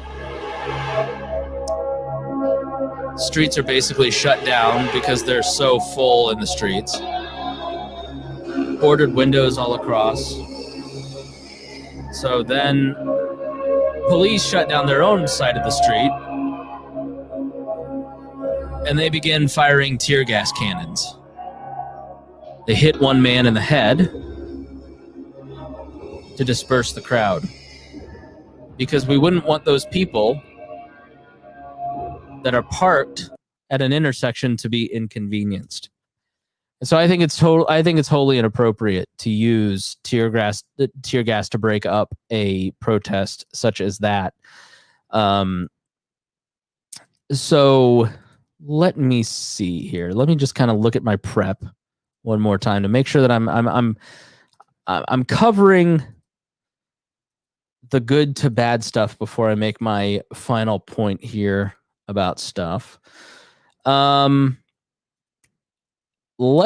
jump into the makeup of the protesters, because it's multivariate. So we talked about the different strains of police, and it goes from the Flint, Michigan cop all the way to the 2 cops beating the crap out of people over curfew, to them shooting You know, when we hear who's going to, police officers will uphold the Constitution, they'll never confiscate guns. No, they'll shoot you on your porch for not for violating curfew.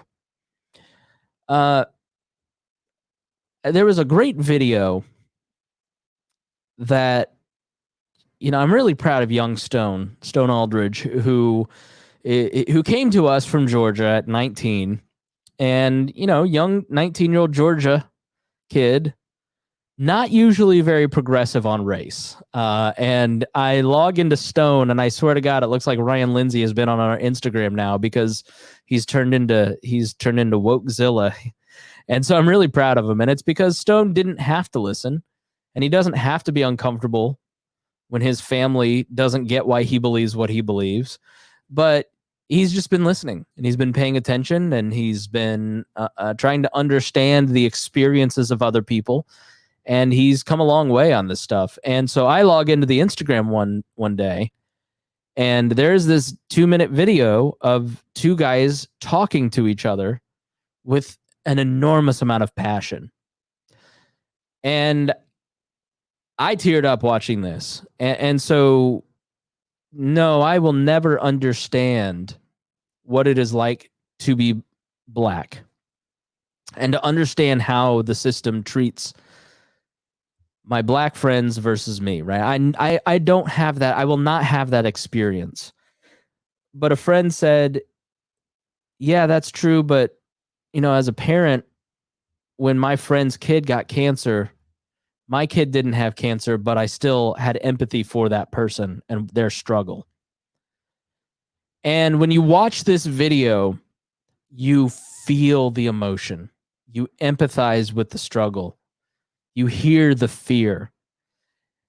And so for the majority of people marching, I feel this is representative of the message and the feeling, and just one version. So yeah, I don't know where this comes from, but it's on the We Are Libertarians Instagram. I understand. What we worried about this. I understand, but we won't stand up for. I understand. They get killed on the daily basis. I understand. How old are you? I'm tired of this. How old are you? I'm 45 years old. 45, and I'm 31. And I'm tired of seeing. And you the older generation than me, and I am too. And we've been standing around as the older ones, taking all this bullshit. Always hoping for a kumbaya fucking y'all. Come here. Always standing around for a kumbaya. Ain't nobody coming to protect us. Let me tell you, we gotta start our own fucking life. I understand. But let me tell you something right here. This 16. He's 16. Oh my God. They gonna kill him next week. He's 16. What we gonna do? You tell me. What we gonna do? This ain't the way. Because they ready to let loose. If the United States president say, if you loot, we shoot. You doing this going on? I know it. It's always going on. But it's time to stand up. So at this point, I'm ready to die for what's going on. Let me tell you something. That's the problem that we got. What you see right now, it's going to happen 10 years from now. And at 26, you're going to be doing the same thing I'm doing. You understand that? 10 years. You're going to be right here, too. But he also got to so what I need y'all to do right now at 16 is come up with a better way. Because how we doing it, it ain't working. He angry at 46. I'm angry at 31. You angry at 16. It's over, you understand me? Putting yourself in harm's way is not the way. No, it's not. You and the other your counterparts, the same age and that has that same power. Y'all come up with a better way. Because we ain't doing it. Oh my God. And I have a 5-year-old son. And it ain't happening. I marched 4 years ago. Keep in mind, stop. Did the same shit y'all doing. The same exact thing night after night after night. Hey, y'all. It don't matter. Come up with a better way. Just incredibly powerful. And it goes back to what I was saying. This kid was going and trying to fight the police, and they pulled him aside and they said, stop. In-group policing. You need to figure a better way out because you're doing what I did and it doesn't work. We need to work on a better solution. You know, you need that guy to go talk to the Flint sheriff and come up with a better way. Because what we're doing isn't working. I just think that is such a great video. This is a little longer, but this is possibly the best speech I've ever heard extemporaneously. This is Killer Mike, and it went viral. He was invited by the Atlanta mayor to speak on Friday night as things were really starting to get out of control. And I've never heard anybody speak off the cuff as eloquently as Killer Mike did, as he did. It's challenging, it's raw, and it's long, but I hope that you will listen and get something of value out of it like I did. I didn't.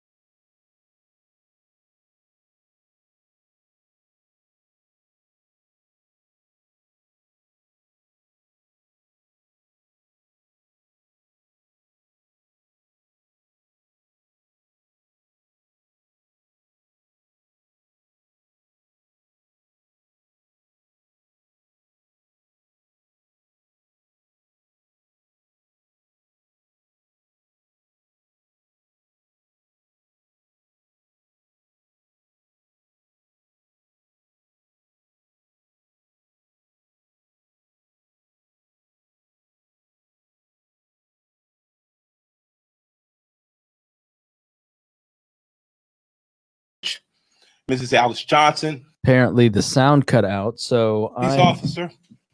I am going to have to redo that. So I apologize for everybody watching on video, but my stupid self took myself out of it, not knowing that the board was necessary for you to hear it. So, so we'll edit that out for all of those people. Well, crap. I was not recording on the board either. Classic wall. Wish Harry were here to celebrate. All right, so here we go. We're gonna redo that. I apologize for our video viewers, and our audio people never know any different. So please go subscribe at WeirdLibertarians.com and get the podcast. Look it up. Subscribe to all of our podcasts. Thanks. And I don't want to be here. I didn't want to come, and I don't want to be here. I'm the son of an Atlanta City police officer. My cousin is an Atlanta City police officer, and my other cousin, East Point police officer. And I got a lot of love and respect for police officers, down to the original 8 police officers in Atlanta that even after becoming police had to dress in a YMCA because white officers didn't want to get dressed with niggers. And here we are 80 years later. I watched a white officer assassinate a black man. And I know that tore your heart out. And I know it's crippling. And I have nothing positive to say in this moment because I don't want to be here. But I'm responsible to be here because it wasn't just Dr. King and people dressed nicely who marched and protested to progress this city and so many other cities. It was people like my grandmother, people like my aunts and uncles who were members of SCLC and NAACP, and in particular, Reverend James Orange, Mrs. Alice Johnson, and Reverend Love, who we just lost last year. So I'm duty bound to be here to simply say that it is your duty not to burn your own house down for anger with an enemy.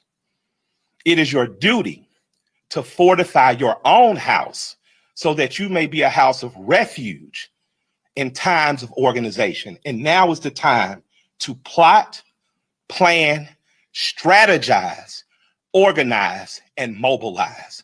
It is time to beat up prosecutors you don't like at the voting booth. It is time to hold mayoral offices accountable, chiefs and deputy chiefs. Atlanta is not perfect, but we're a lot better than we ever were, and we're a lot better than cities are. I'm mad as hell. I woke up wanting to see the world burn down yesterday because I'm tired of seeing Black men die. He casually put his knee on a human being's neck for 9 minutes as he died like a zebra in the clutch of a lion's jaw. And we watch it like murder porn over and over again. So that's why children are burning to the ground. They don't know what else to do. And it is the responsibility of us to make this better right now. We don't want to see one officer charged. We want to see 4 officers prosecuted and sentenced. We don't want to see targets burning. We want to see the system that sets up for systemic racism burnt to the ground. And as I sit here in Georgia, home of Stevens, Georgia, former vice president of the Confederacy, white man said that law, fundamental law, stated that whites were naturally the superior race. And the Confederacy was built on a cornerstone. It's called a cornerstone speech. Look it up. The cornerstone speech that blacks would always be subordinate. That officer believed that speech because he killed that man like an animal. In this city, officers have done horrendous things and they have been prosecuted. This city's cut different. In this city, you can find over 50 restaurants owned by Black women. I didn't say minority, and I didn't say women of color. So after you burn down your own home, what do you have left but char and ash? CNN? Ted did a great thing. I love CNN. I love Cartoon Network. But I'd like to say to CNN right now, karma's a mother. Stop feeding fear and anger every day. Stop making people feel so fearful. Give them hope. I'm glad they only took down a sign and defaced a building and they're not killing human beings like that policeman did. I'm glad that they only destroyed some brick and mortar and they didn't rip a father from a son. They didn't rip a son from a mother like the policeman did. When a man yells for his mother in duress and pain and she's dead, he is essentially yelling, please, God, don't let it happen to me. And we watch that. So my question for us on the other side of this camera is, after it burns, will we be left with charred, or will we rise like a phoenix out of the ashes that Atlanta has always done? Will we use this as a moment to say that we will not do what other cities have done, and in fact, we will get better than we've been?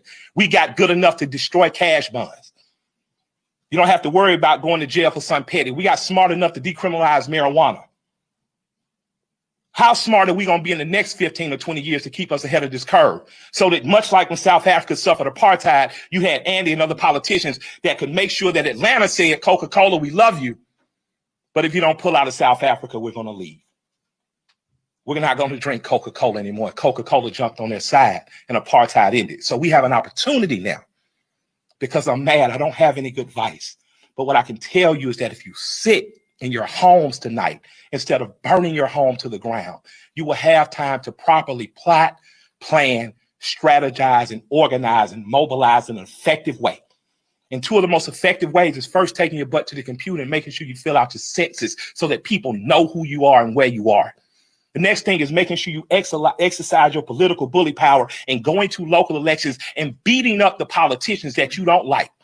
You got a prosecutor sent your partner to jail and you know it was bullshit. Put a new prosecutor in there. Now's your election to do it. You want a different senator that's more progressive, that pulls marijuana through. Now is the time to do that. But it is not time to burn down your own home. I love and I respect you. I hate I don't have more to say. I hate I can't fix it in a snap. I hate Atlanta's not perfect for as good as we are. But we have to be better than this moment. We have to be better than burning down our own homes. Because if we lose Atlanta, what else we got? We lose an ability to plot, to plan, to strategize, to organize, and to properly mobilize. I want you to go home.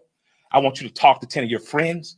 I want you guys to come up with real solutions. I would like for the Atlanta City Police Department to bring back the Community Review Board, one that Alice Johnson was formerly under Chief Turner. We need a review board here because we need to get ahead of it before an officer does some stupid shit. We need to get ahead of it. That's my recommendation to my mayor and my chief. Let's get a review board. Let's get ahead of it, and let's give them power. We don't need an officer that makes a mistake once, twice, 3 times, and finally he kills a boy on national TV, and the next thing you know, the country is burning down. We don't need a dumbass president repeating what segregation has said. You start looting, we start shooting. But the problem is some officers black and some people gonna shoot back. And that's not good for our community either. I love and respect you all. I hope that we find a way out of it because I don't have the answers, but I do know we must plot, we must plan, we must strategize, organize, and mobilize. Thank you for allowing me some time to speak.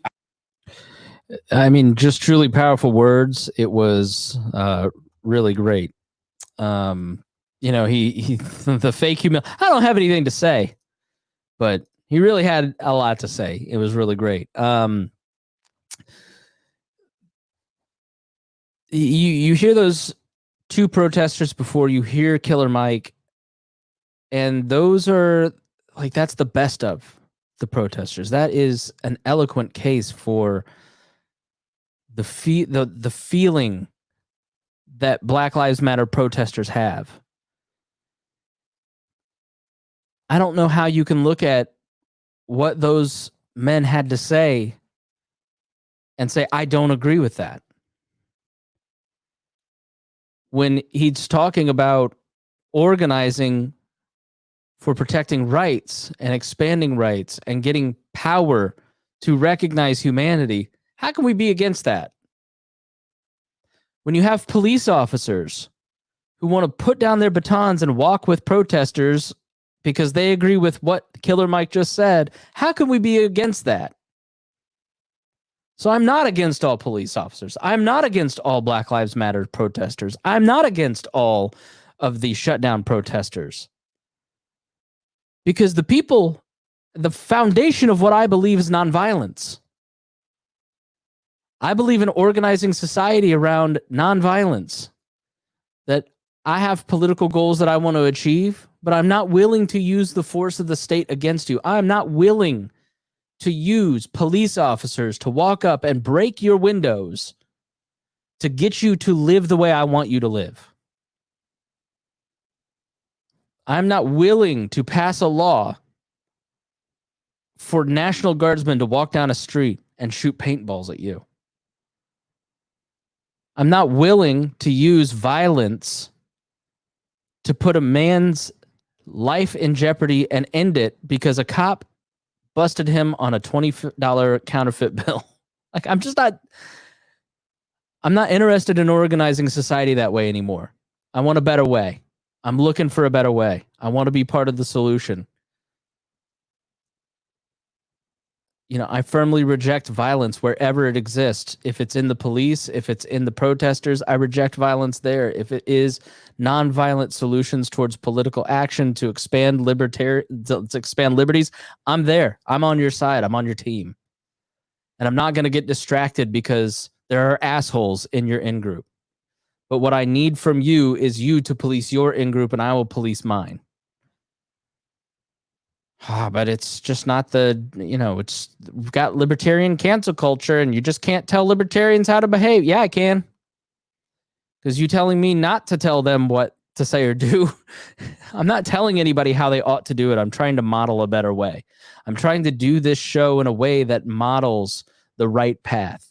I'm trying to show the people who listen to me because of other means and they're not libertarians a different way.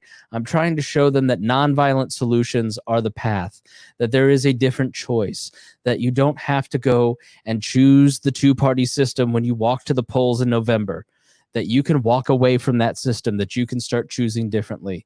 You can walk away from being apathetic towards the issues that are around you and ignoring your kids by playing the games on your phone or fantasy football with your friends, and ignoring that there's real injustices in this society. I want to model a better way. And it doesn't mean that I'm perfect. It doesn't mean that Killer Mike is perfect. Everybody's trying.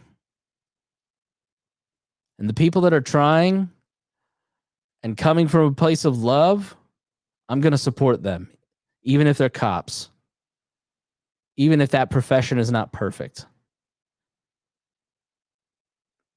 even if Black Lives Matter is full of liberals, and I'm a Christian, conservative-leaning person, a white, straight Christian male living in the Midwest. I'm not supposed to like Black Lives Matter. I'm a traitor. Well, if you think that, you can go fuck yourself. Because I'm for liberty and I'm for freedom, freedom of association, freedom of speech, freedom of religion. I'm for all of that more than I am for my tribe. And I'm going to put my values above what I'm supposed to believe to fit in. And sometimes that's uncomfortable. And sometimes that means having conversations with people that I don't know how to have a conversation about race. And it becomes very uncomfortable. But I'm going to do it because it's the right thing to do. I could just ignore it. I could ignore the problem. I could say what I said on this show 5 years ago. But the looters. But Chicago.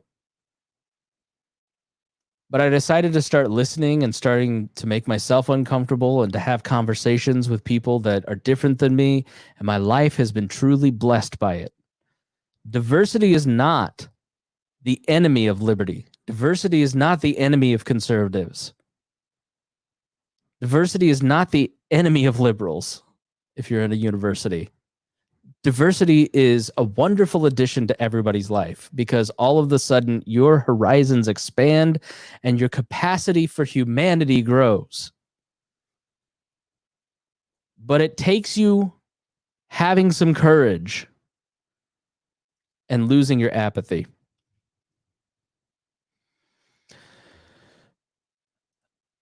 So with that said, there are shades to everything, right? There isn't a binary choice. Not all the people at the protesters are bad, but some of them are bad. And the president isn't totally wrong when he calls out Antifa. But what I think Antifa has become is kind of a catch-all term for douchebag white kids, college-aged guys who just have watched the Joker one too many times and have violent fantasies and think that I'm going to live out. I've read too many books on the late 1800s, early 1900s, and revolutionaries in Germany. And Paul, yes, unfortunately, we don't take calls.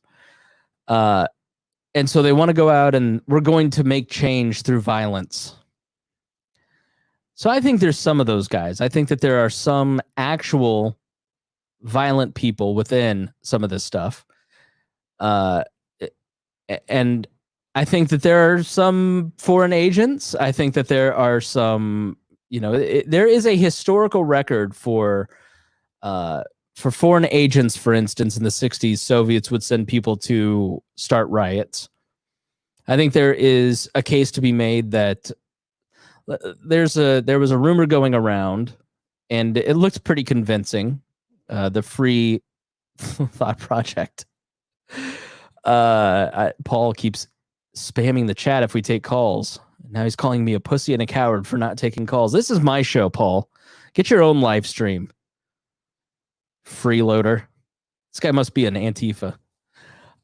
So I think that the reality is that a lot of these guys are not Antifa and they're not ideologically based. I think a lot of the people that are committing, it's 10:52 as I record this, and the riots are probably happening across the country. Those are not protesters. Those are rioters. Those are people who are there to commit violence. Now, there may be protesters who are not engaging in violent acts in the middle of those streets at 11 p.m. in New York City or Philadelphia or Minneapolis. And that's fine, as long as you're not committing violence against other people by stealing their stuff, breaking their property, committing murder here in the case of Indianapolis. But if you do commit murder and you do rob people's stores, you're a piece of shit. There's no way around it. And you're a criminal and you should go to jail. You know, Downtown Comics is a store. I know the owner, and that guy's worked hard to build that store. He's had an incredibly hard few months because of the shutdown.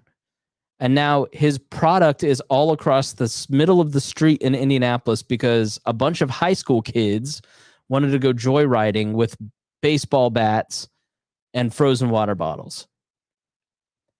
That's a tragedy for that business owner. And so the people, oh, they have insurance. You know, a life is worth more than a business. As if somehow that's a choice. Like, as if somehow, like, burning down a Target honors George Floyd. I don't agree with you. I'm sorry. Like, well, don't tell people of color how to express their rage. That's not what I'm doing. I'm saying protest in whatever way you'd like. But in society, there have to be fundamental limits. You can't attack people's property in person. And if you don't want the police officers to attack property in person, you can't do the same back. You can't defeat violence with more violence. But I don't believe that the people that are looting or the people that are committing acts of violence are ideologically driven from what I've seen. You know, this is Indianapolis here. The other day, as people were, it was like hurricane prep. You know, here's building, putting up stuff, Kilroy's, which does not have a great reputation in terms of, so a lot of these businesses put up plywood and you know, this is the middle of the day, and these are businesses that have had to be closed all weekend. They're trying to get their feet back on the ground, and because of the violence, they're not able to feed their employees. So we were all outraged. You know, oh, it's just so sad. But then, you know, now, well, it's for a cause I agree with. So we need this is a mostly black barber shop that got vandalized. You know, so there was, I would say, almost every building downtown in Indianapolis. This is why the police were kind of setting up barriers. This is the monument that I was talking about earlier. They were setting up barriers to get into the circle, just trying to control the crowd a little bit.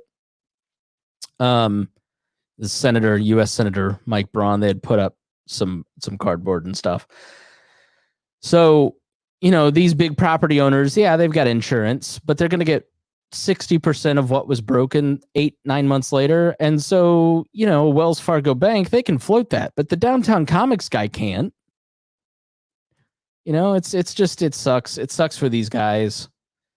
And, you know, while not nearly the same tragedy as what the family of George Floyd suffered, it is a personal tragedy to those folks, and it does suck. So our heart goes back out to anybody that had to go through anything. So there are some live streams. You can watch a lot of live streams of what's going on.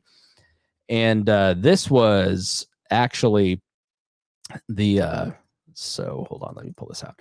So this was actually downtown Indianapolis, and I'm on work YouTube. That's all right. We'll roll with it. We're already here.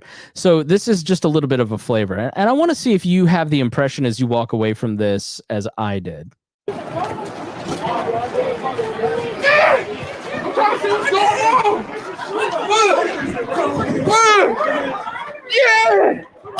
Oh shit! Oh shit! She got hit with tear gas! Oh my mama! She got hit with tear gas! Oh my god! They're on fire! They're on fire!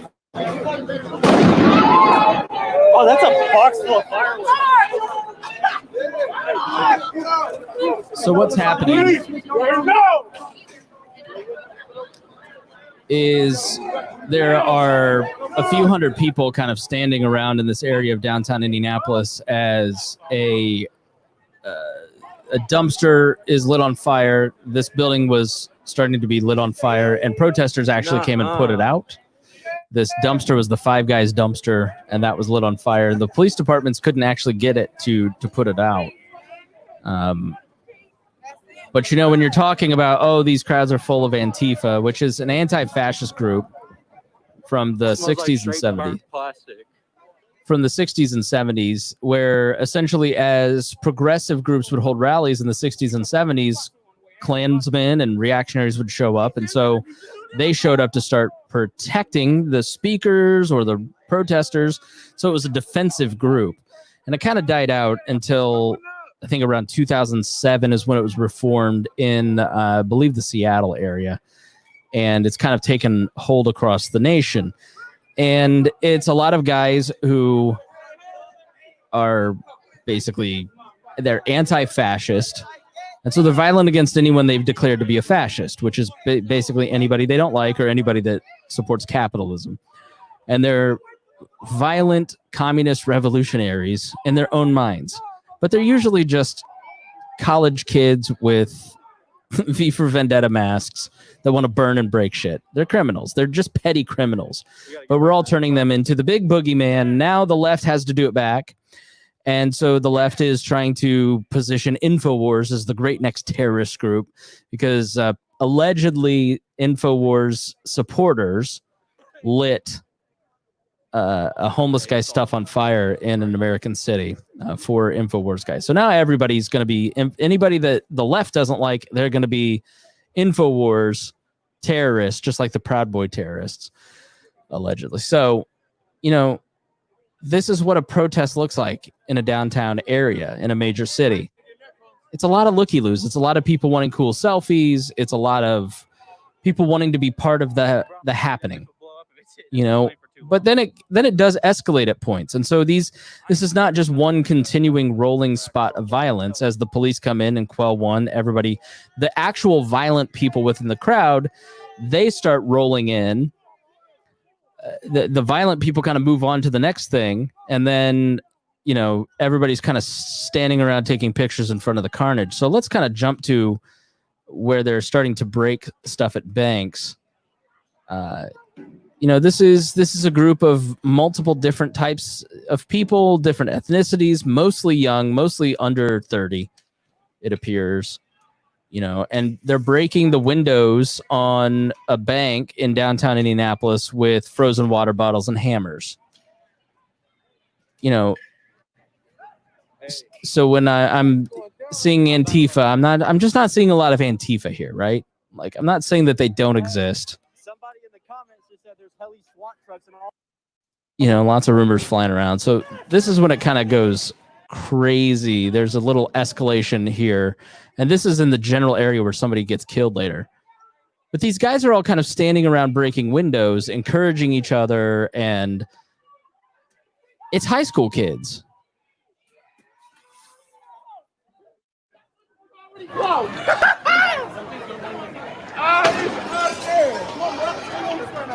It's up there.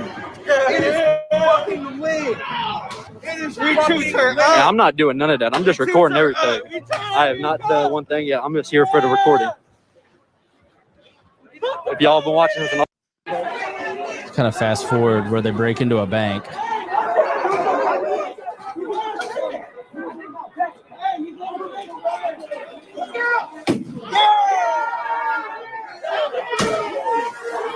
Listen to the cheering. The cheering is what? Jumping up and down and cheering because they broke the window.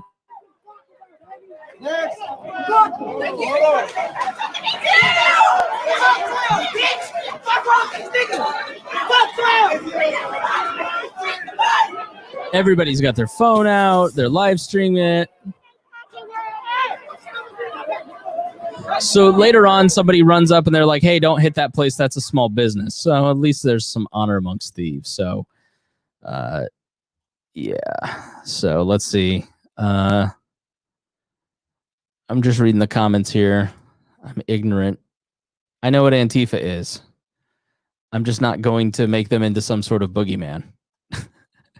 So, yeah, I mean, Indianapolis is probably a lot different than the Seattle area. Let's just be honest. I mean, the people that are in, the people that are in Washington, D.C. or L.A. or New York are probably facing a different crowd. But what I watched as I watched CNN last night, or CBS, I mean, they had a helicopter kind of watching one area of Long Beach. And what they found was that it was a lot of peaceful protesters being beaten up by the cops in one area. And then you had people swarming. So one person would break into a store, and then all of a sudden there'd be a large swarm of people that would come in, loot that store, and then they'd all swarm off. And then it'd happen again. And so it was like a cycle. And they all had out-of-state plates. And so what I've heard time and time again across the country, especially in LA, is that there is there's like, what it is it's probably some organized network of people who are looting stores and selling stuff on eBay and Facebook Marketplace. And it could be organized crime, or it could just be, just a bunch of friends. So, yeah. So there is, I got to turn off the comments, or I'm going to see, listen to this. I'm a big dummy. That's right, Daniel. Yes, The System is Down is a great podcast. Please go check that out. So, there's different angles here, right? So there's the people who have legitimate protesting going on. There's people that are there for the joyride and want to be part of it and just want to cheer when they break something because they're 18 and that's what you do when you're full of testosterone. There's people there that are ideologically have basically fantasies in their heads of being, the next Joker, and they call themselves Antifa, and then there are the people that are trying to get free stuff or make money off of the free stuff that they can steal. But to lump everybody into one group is disingenuous, just like it is to lump every cop into the same system. And I know it's convenient to say, well, if they're part of the system, they're complicit for all of the system. And there's some truth to that, but again, varying degrees, right? Like, policing is not going away tomorrow. And so as we progress towards, the utopian policeless society, let's reform it along the way. Just like you can't say that every protester is bad. Not every Black Lives Matter member is. I mean, I've watched so much coverage. I watched so much coverage. And time again, you hear reporters, police officers, mayors, other officials say there's a real difference between the violent elements of this that are Antifa, the looters, and the protesters. And we like the protesters. And then the protesters are constantly beating up on there was literally a fight. So I was watching CBS and they encapsulated this reporter, like 2 sentences encapsulated the last week. The police did something to provocate all the different groups. Then the protesters started yelling at the looters for diminishing their cause. The looters got mad and started fighting the protesters. And then the police tear gassed everyone. I was like, well, there's a microcosm of what's happening right now. So,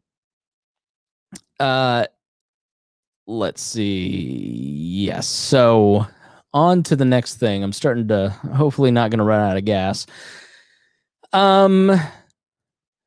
So the president wants to get rid of Antifa and wants to, let me kind of diminish this a little bit. So the president wants to get rid of Antifa and wants to pass a law. He wants to declare them as a terrorist group, essentially. Well, it's sort of like the social media law. We Are Libertarians has been demonetized, has been banned, has been punished, has been shrunk greatly by all 4 of the major tech giants. I caught a 30-day ban before the 2018 elections because I interviewed Liberty Memes about their ban. We have been adversely affected by the social media laws. And through that, I got Section 230 wrong. Section 230 essentially, Reason, especially Elizabeth Nolan Brown, is doing great work on this. Section 230 is essentially waiving the immunity of these companies for user-generated content. And so if you make a comment on the We Are Libertarians website, if I had comments turned on, then I'm not liable for it. You know, so you essentially have the ability to have user-generated content on things like social media platforms. If you take that away, you essentially cripple all forms of user-generated content. Anything with a comment system goes away immediately. And so Trump is upset that he is being tagged with fake news. And so he wants to revoke Section 230 or change it. And so what they're going to do is just delete anybody that's a politician off the platform, including Trump, because they're going to be liable to be sued. You will no longer be able to post memes. That's copyrighted content. They could be sued for that. You effectively kill anything. Like if you're watching this on one of the video streams and you're commenting on YouTube chat or Facebook chat or in a Facebook group, that's going away. That's not going to be functional anymore. You know, maybe not totally, but you're going to end up with less free speech because the greater censor is trying to punish the lesser censor. Again, varying degrees. Am I on the side of social media companies? Absolutely not. But Mark Zuckerberg can't compel me to use his product. I choose to use his product. He can't force me to use it. He is a private organization. Donald Trump can make me use whatever platform he wants, like buying health insurance, because he has all the guns and I don't. And so you don't want the government intervening in private businesses, telling them and it's provable what I'm trying to say by the fact that the government has all the force, the government has all the guns, because Facebook keeps changing their business model to suit all these big tech companies. Keep trying to please Democrats in Congress with the threats of regulation. They keep trying to please Donald Trump with threats of regulation. If big tech were more powerful for the government, then they'd flip the finger at them, but they can't because they're not as powerful as the government. And so the thing that has more power, that has the greater monopolization on force, is going to be the worst censor because they can put you in jail. There was a great post by Anarcho-Christian where I wish I had this pulled up, but basically this guy in Montana in 1918 refused to kiss the flag. And so he was sentenced by a federal judge for being seditious during World War I to 10 years hard labor for not kissing a flag. And that law in Montana was the model for the new sedition acts that Woodrow Wilson passed to force people. Again, and if you remember our pandemic episodes, people didn't think the pandemic was all that bad, and more people died because the papers were not allowed to report the truth because it was bad for morale and it might hurt the war effort. Again, government never works. It always fails. So it's the same with Antifa. If Donald Trump had the ability to designate them as a terrorist organization, what you end up with is Donald Trump creating the ability to start monitoring regular citizens. And so without due process, without even probably knowing about it, without a trial, without a jury, your assets seized, they've designated you a terrorist because you've posted some Antifa memes on social media. Well, that's a violation of the First and Fourth Amendments. And so the greater censor, the greater problem is government force being used to correct a problem. You deal with Antifa through local law enforcement. You deal with them through,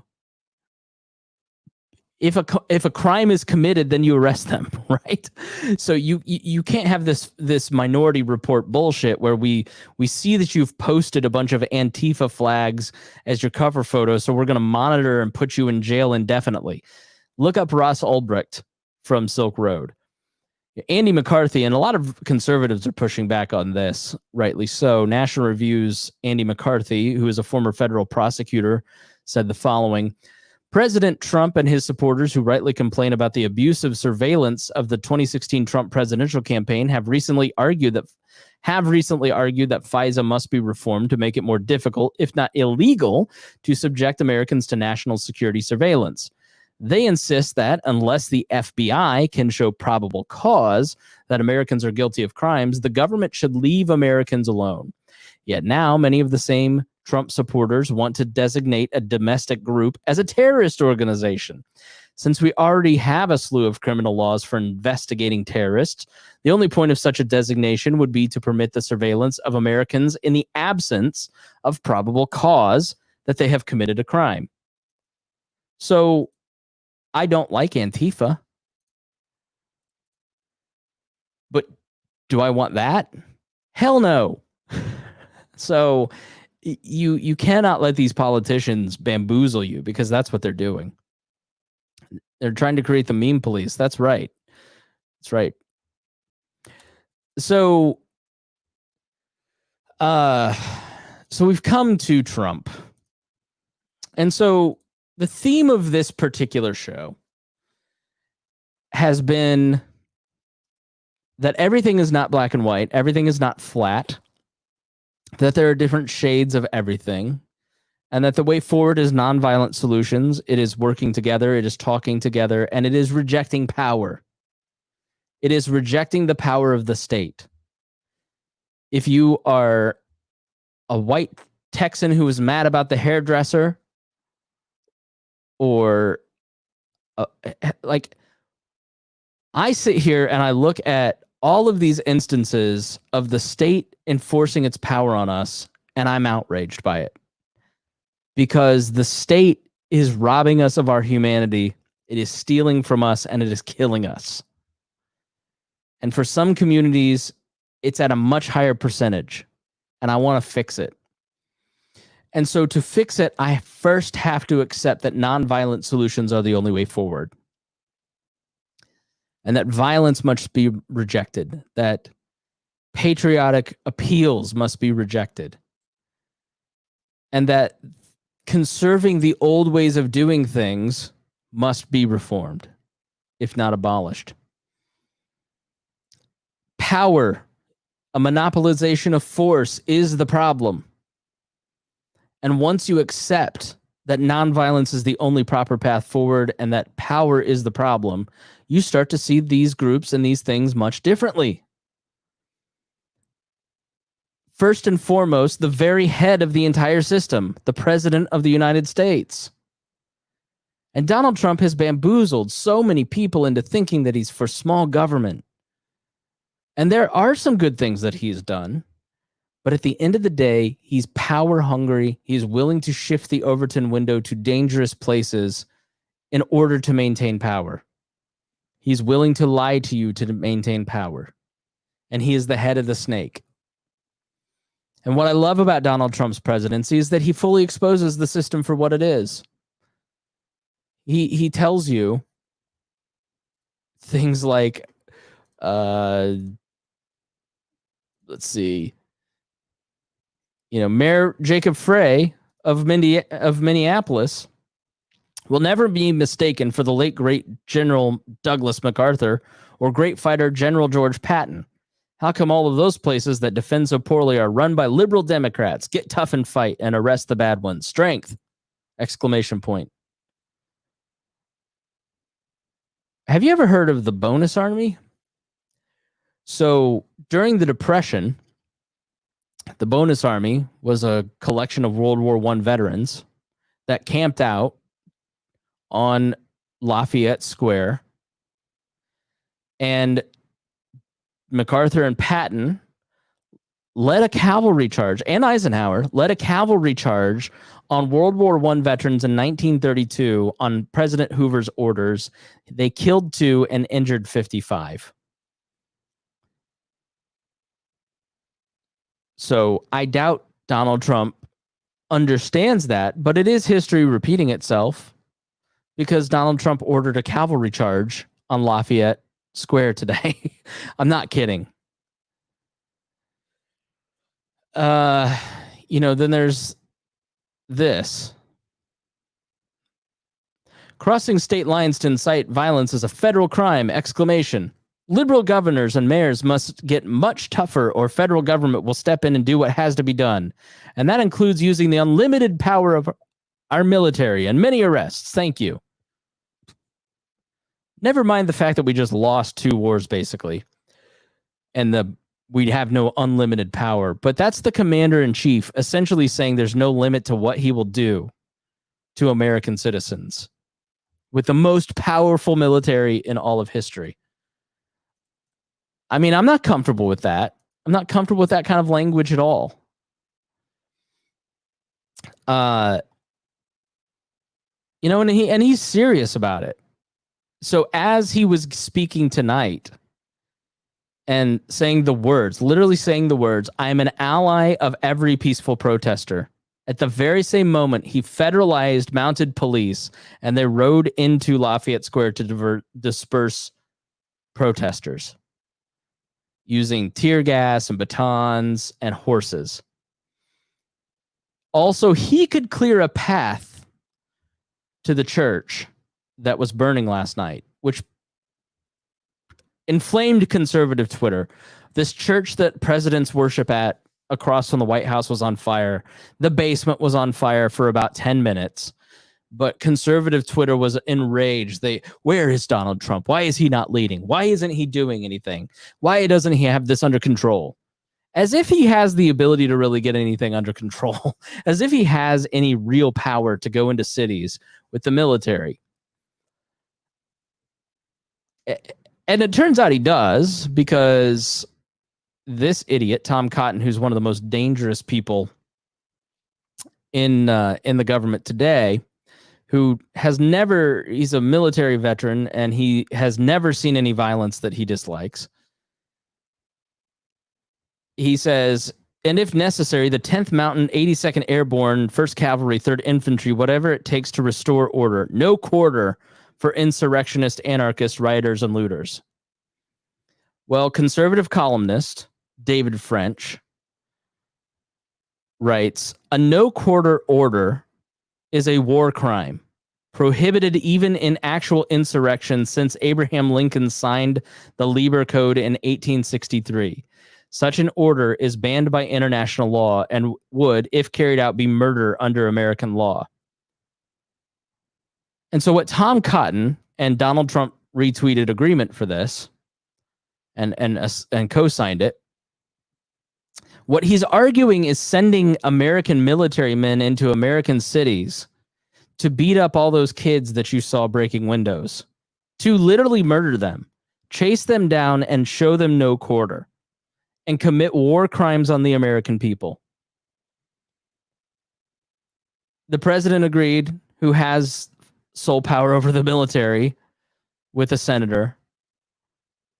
And it took this great policing of the in-group by David French to point that out. And conservatives have rightly been horrified by it. But conservatives, if I went back in 2013 and I told you that one day you would elect a president like Donald Trump, who says the things that Donald Trump says, that one day you will elect a president who uses the racist language of 60s segregationist and threatens martial law and no quarter orders and war crimes on the American people. If you would lose your mind on me. How dare you call Republicans racist? How dare you call us fascists? How dare you call us authoritarians? But you've accepted this the entire time. You've let him do this. You've let him get away with it. You've let the Overton window shift. And so the problem with Donald Trump's language is, yes, Donald Trump is saying all this shit to be the law and order candidate to help his reelection efforts. But the problem is he believes this stuff. Despite what Rush Limbaugh said about him retweeting about Joe Scarborough killing someone, and he doesn't believe that, and he's just trying to rustle up, make liberals cry with everything he says, he is moving the right in the direction of a president having unchecked, unlimited power. He said it. He said it in a press conference during the coronavirus. Nobody can check the power of the presidency. That's what he believes. He believes he is gangster in chief. And I don't have Trump derangement syndrome. I have principles. I have an understanding of individualism. This is a man who looks at the military of the United States as his personal tool to punish groups he doesn't like. Groups he fully doesn't understand, nor will he make an effort to fully understand. Because it's his way or the highway, and he has the military, and you don't. He doesn't see the military men and women as people. He doesn't see the protesters as people. These are blocks. This is risk. He's moving these chess pieces and these things in a way that benefits his personal political power. And Donald Trump is doing what every major politician and every politician, really, all politicians do. What police do, what the entire system does, because it's predicated on violence. There is no law so small that a government agent will not kill you over if you do not obey. Sitting on your front porch of your home, they will kill you over that. They shot paintballs. Thank God it was paintballs. But let's 1,200 comments about that video, and there are hundreds of people making excuses. They should have obeyed. They should have obeyed. They should have obeyed.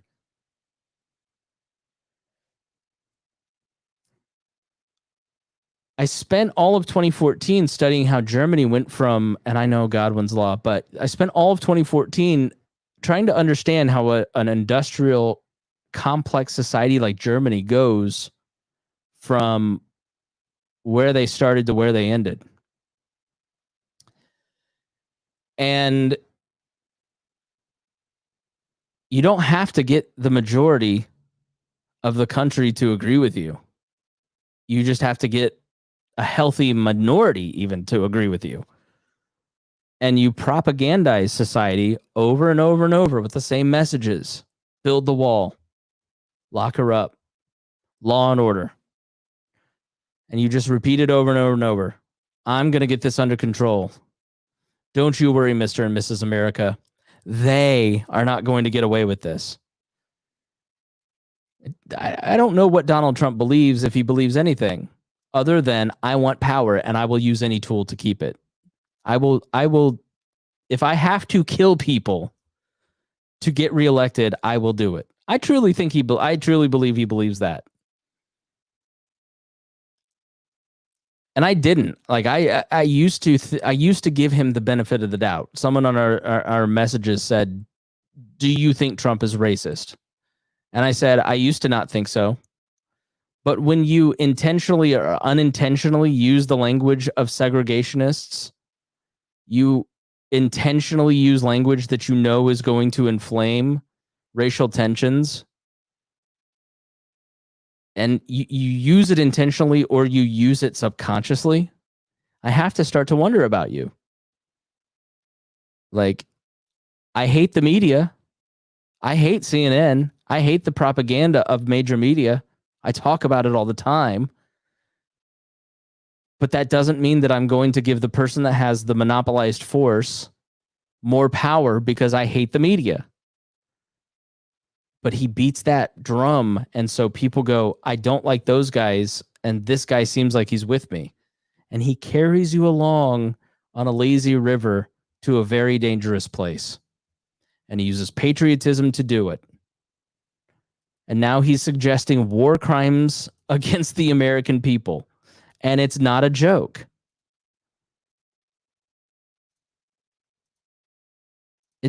He's not kidding. So,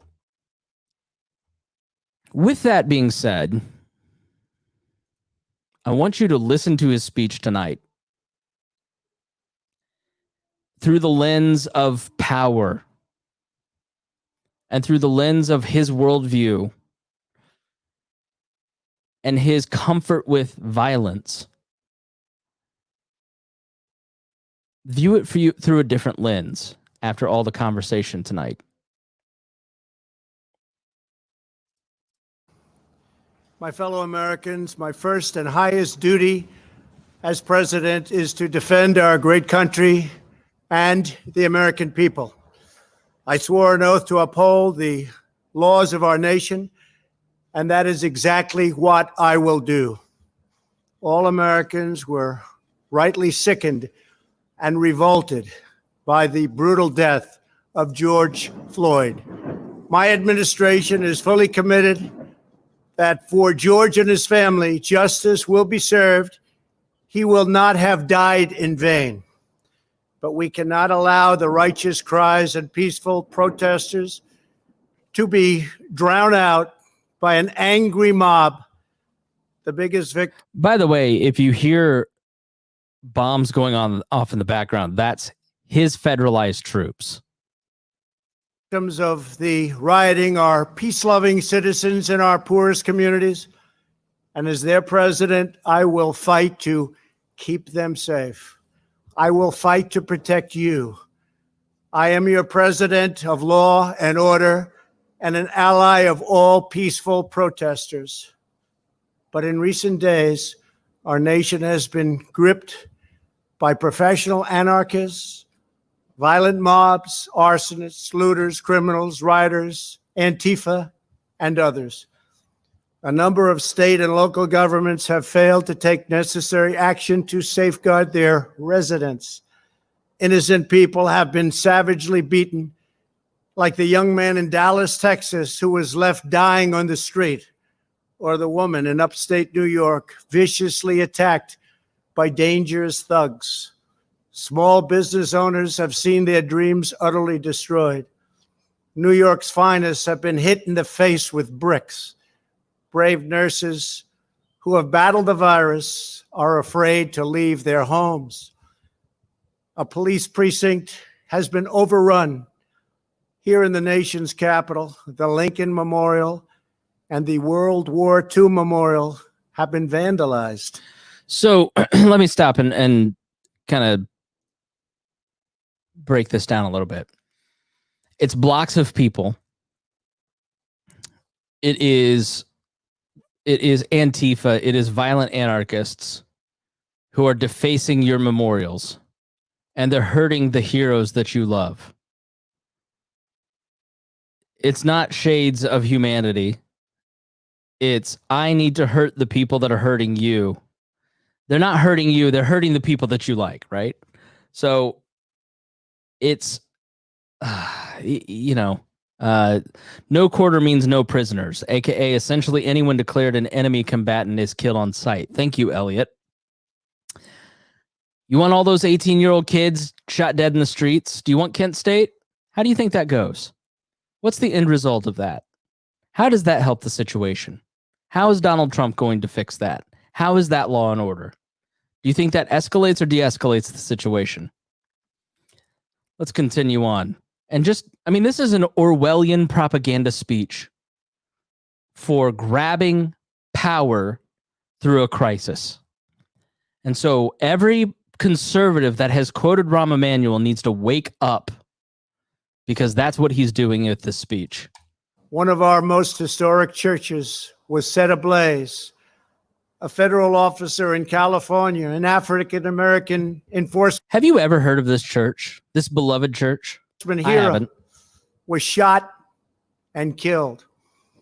These are not acts of peaceful protest. These are acts of domestic terror. The destruction of innocent life and the spilling of innocent blood is an offense to humanity and a crime against God. America needs creation, not destruction. Cooperation, not contempt. Security, not anarchy. Healing, not hatred. Justice, not chaos. This is our mission, and we will succeed. So what about his plans or justice? Let's go back. Think of war as peace. Justice. America needs creation, not destruction. We're going to go break some bodies and break some shit and have open warfare in American streets with the 82nd Airborne. Cooperation, not contempt. You're shooting at me. I hate your guts. That's the argument that we've made about the American military overseas. They hate us because we killed their uncle. Security, not anarchy. Healing, not hatred. Let's be honest. violent gangs roving the streets, imposing their will on everyone, usually wear badges because they can get away with it. Justice, not chaos. This is our mission. I'm sure that it wouldn't be chaotic to have the American military on streets, just indiscriminately giving no quarter to prisoners. And we will succeed. 100%. We will succeed. Our country always wins. Sounds like a winning country. Sounds like a success.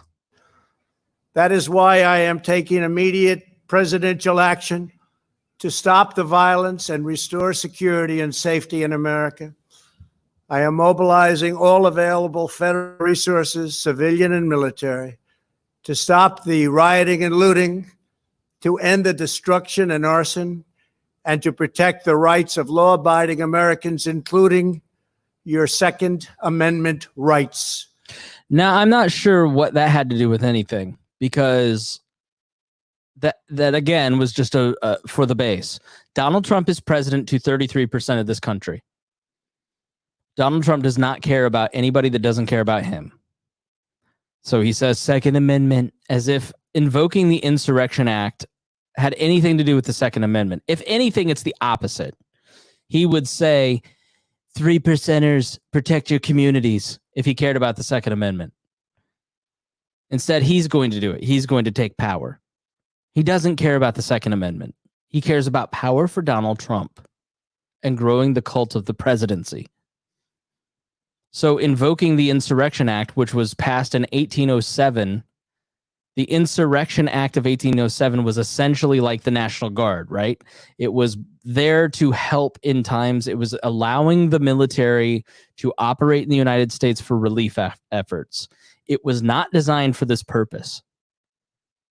And I'm sure that people in 1807 would never have imagined a nuclear arsenal, a nuclear power with drones. I mean, just the enormous military power of the United States.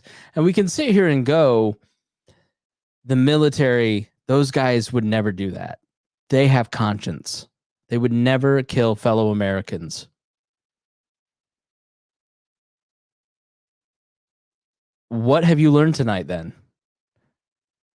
It's the dehumanization of bureaucracy. You remove their agency. They're just following orders. I don't want to lose my job. I don't want to go to jail.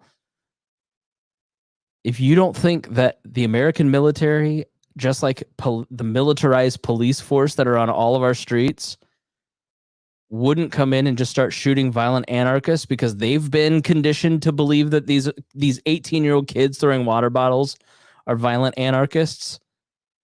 Most of these guys they're the guys that are on my wall on that video where they're shooting paintballs at people sitting peacefully on their porch. They're the guys saying they should have followed orders. They should have obeyed.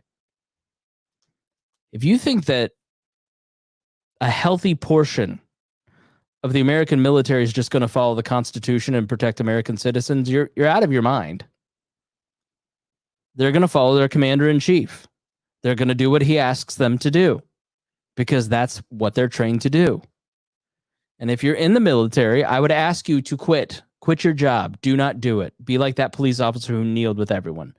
Do not be the officer that when the smoke clears or the enlisted man that is on trial for murder because a Democratic president gets elected in November and all of a sudden you're on trial.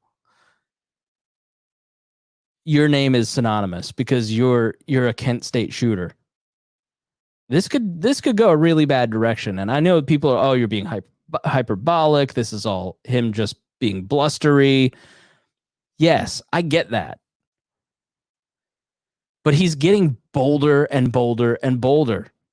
After impeachment and he couldn't be checked, he doesn't think he can be checked. He's probably got some polling he's going to win because Biden sucks. Biden's a lesser version of Donald Trump in terms of political power and molestation and bad policies. Like, you know, we have no good choice between those two. So he's pandering he's positioning himself, but he's also conditioning the public to think a certain way about political power.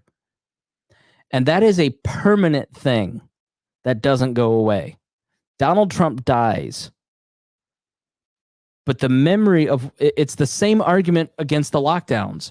You give them this much power, they don't give it up. And so when the Insurrection Act is now interpreted this way, that doesn't go backwards. Therefore, the following measures are going into effect immediately. First, we are ending the riots and lawlessness that has spread throughout our country. We will end it now. Today, I have strongly recommended to every governor to deploy the National Guard in sufficient numbers that we dominate the streets. Mayors and governors must establish an overwhelming law enforcement presence until the violence has been quelled. If a city or state refuses to take the actions that are necessary to defend the life and property of their residents, then I will deploy the United States military and quickly solve the problem for them. So what he is saying is that it doesn't matter if you were duly elected by the people of Indianapolis. If he deems that you're not doing a good enough job, then he will invade your city. We saw how he treated Cuomo and some of these other, and the Michigan governor during the lockdowns. It's based on nothing but how they personally treat him. And so if you don't want me to send my military into your town, you better say nice things about me on TV. How is that not fascism? Like, I hate to turn into Reinhold here.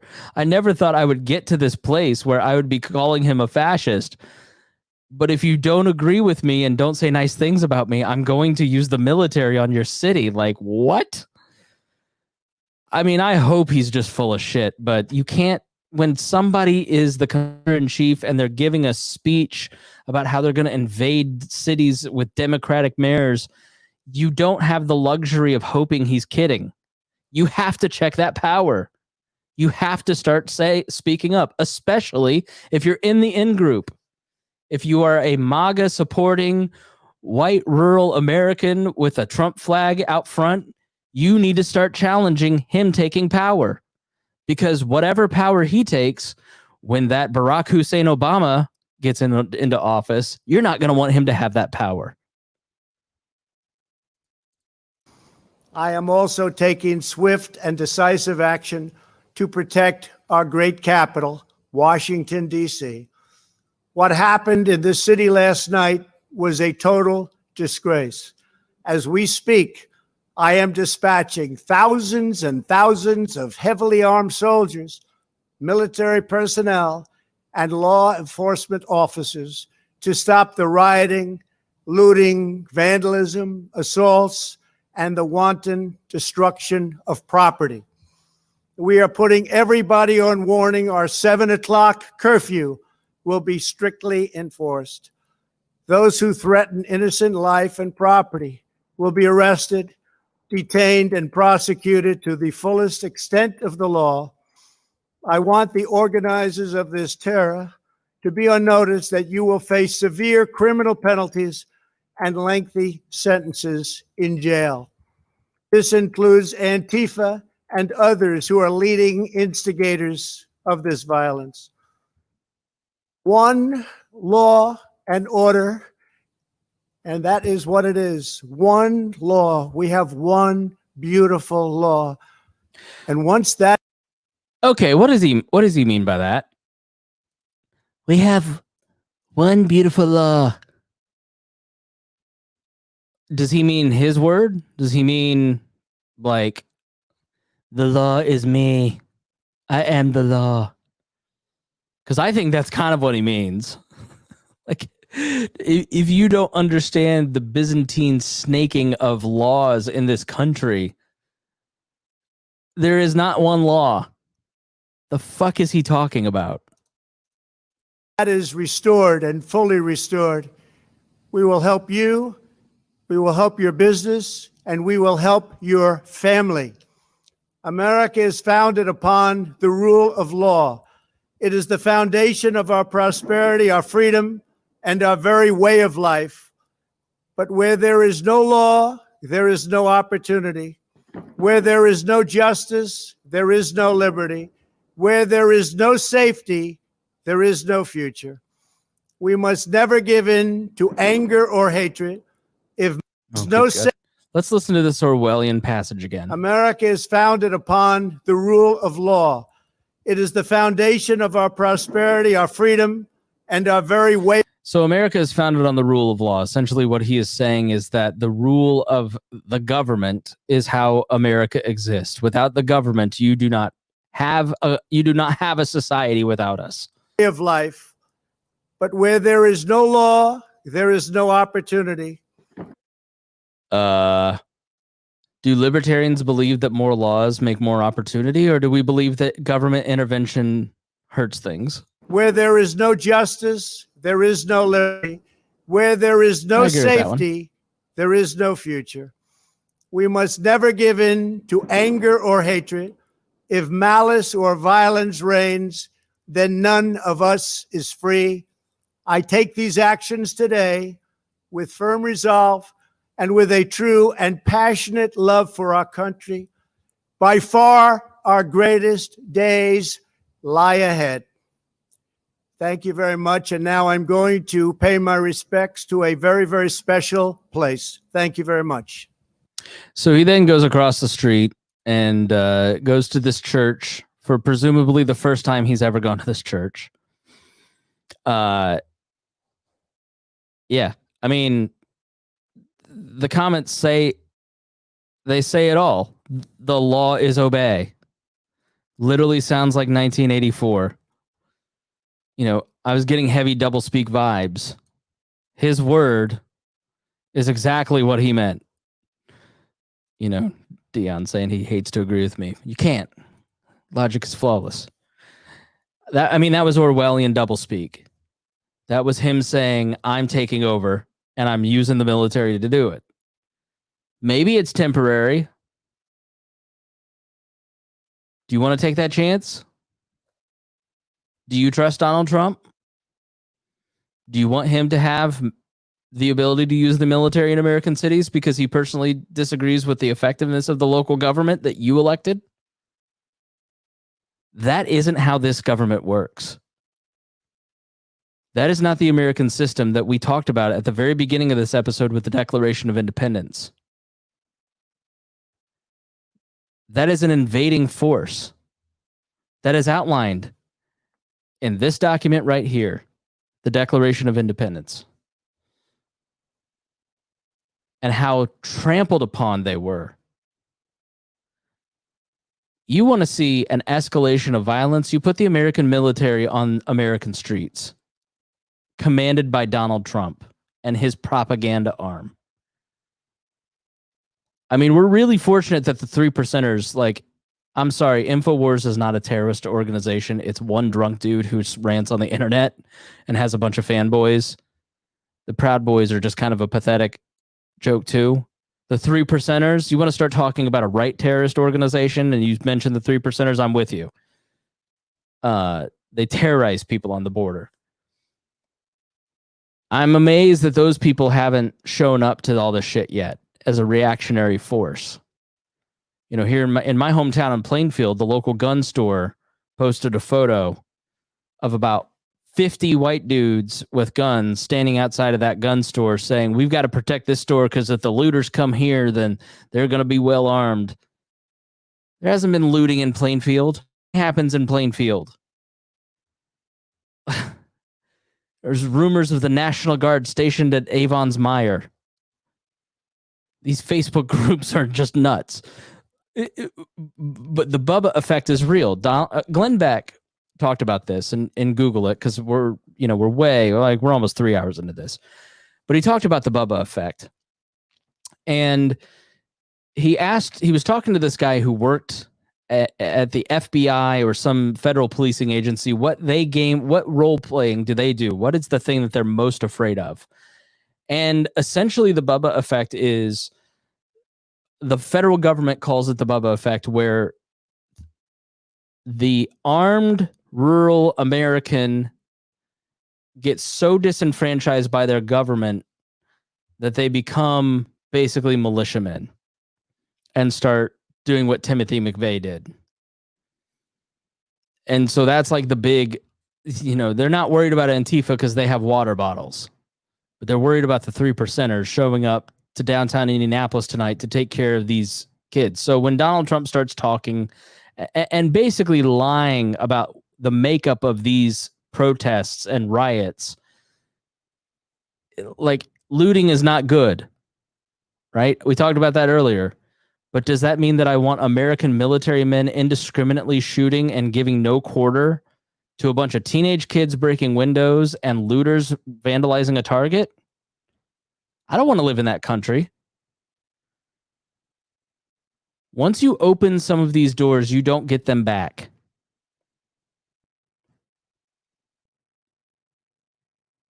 You get them back if you fight for them, but you don't want to have that discussion. You've given a lot through this pandemic. How much more do you want to give up? How much more power do you want to give to the government? How much more power do you want to give to Donald Trump? How much more power do you want to give to Joe Biden? How much more power do you want to give to your local police department? You've got to start asking yourself these questions, because political power and the monopolization of force are your enemy, and it will indiscriminately kill you. So stop supporting politicians that revel in it. Stop buying into the idea of patriotism as if that is somehow benefiting you in some way, because it is not. It's propaganda to manipulate you. Everything Donald Trump does is propaganda. Almost everything politicians do is propaganda. You listen to talk radio, you watch CNN, it's propaganda. So what you're giving your time and attention and money to, you need to start paying attention.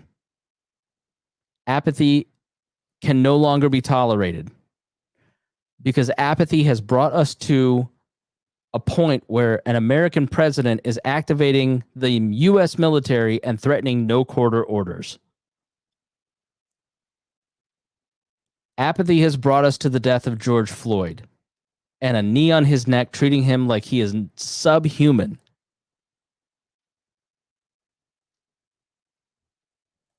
And it doesn't get any better if we keep giving them power. So with that, I thank everybody for listening. I know this was a long one. Please recommend it to your friends. It may be a turnoff, but if you got something out of this, I would really appreciate you sharing it.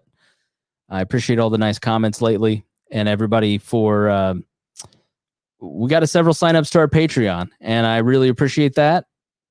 You know, we're headed in the right direction. 2020 is a big year. So if you can join our Patreon and help support us, really appreciate it. But the thing that I want most out of people who enjoy what I do is for you to share it with people and expand this beyond my echo chamber. So if you feel that this message tonight was good, share it with people. I know it's long. I get it. But I'm trying to lay out a case.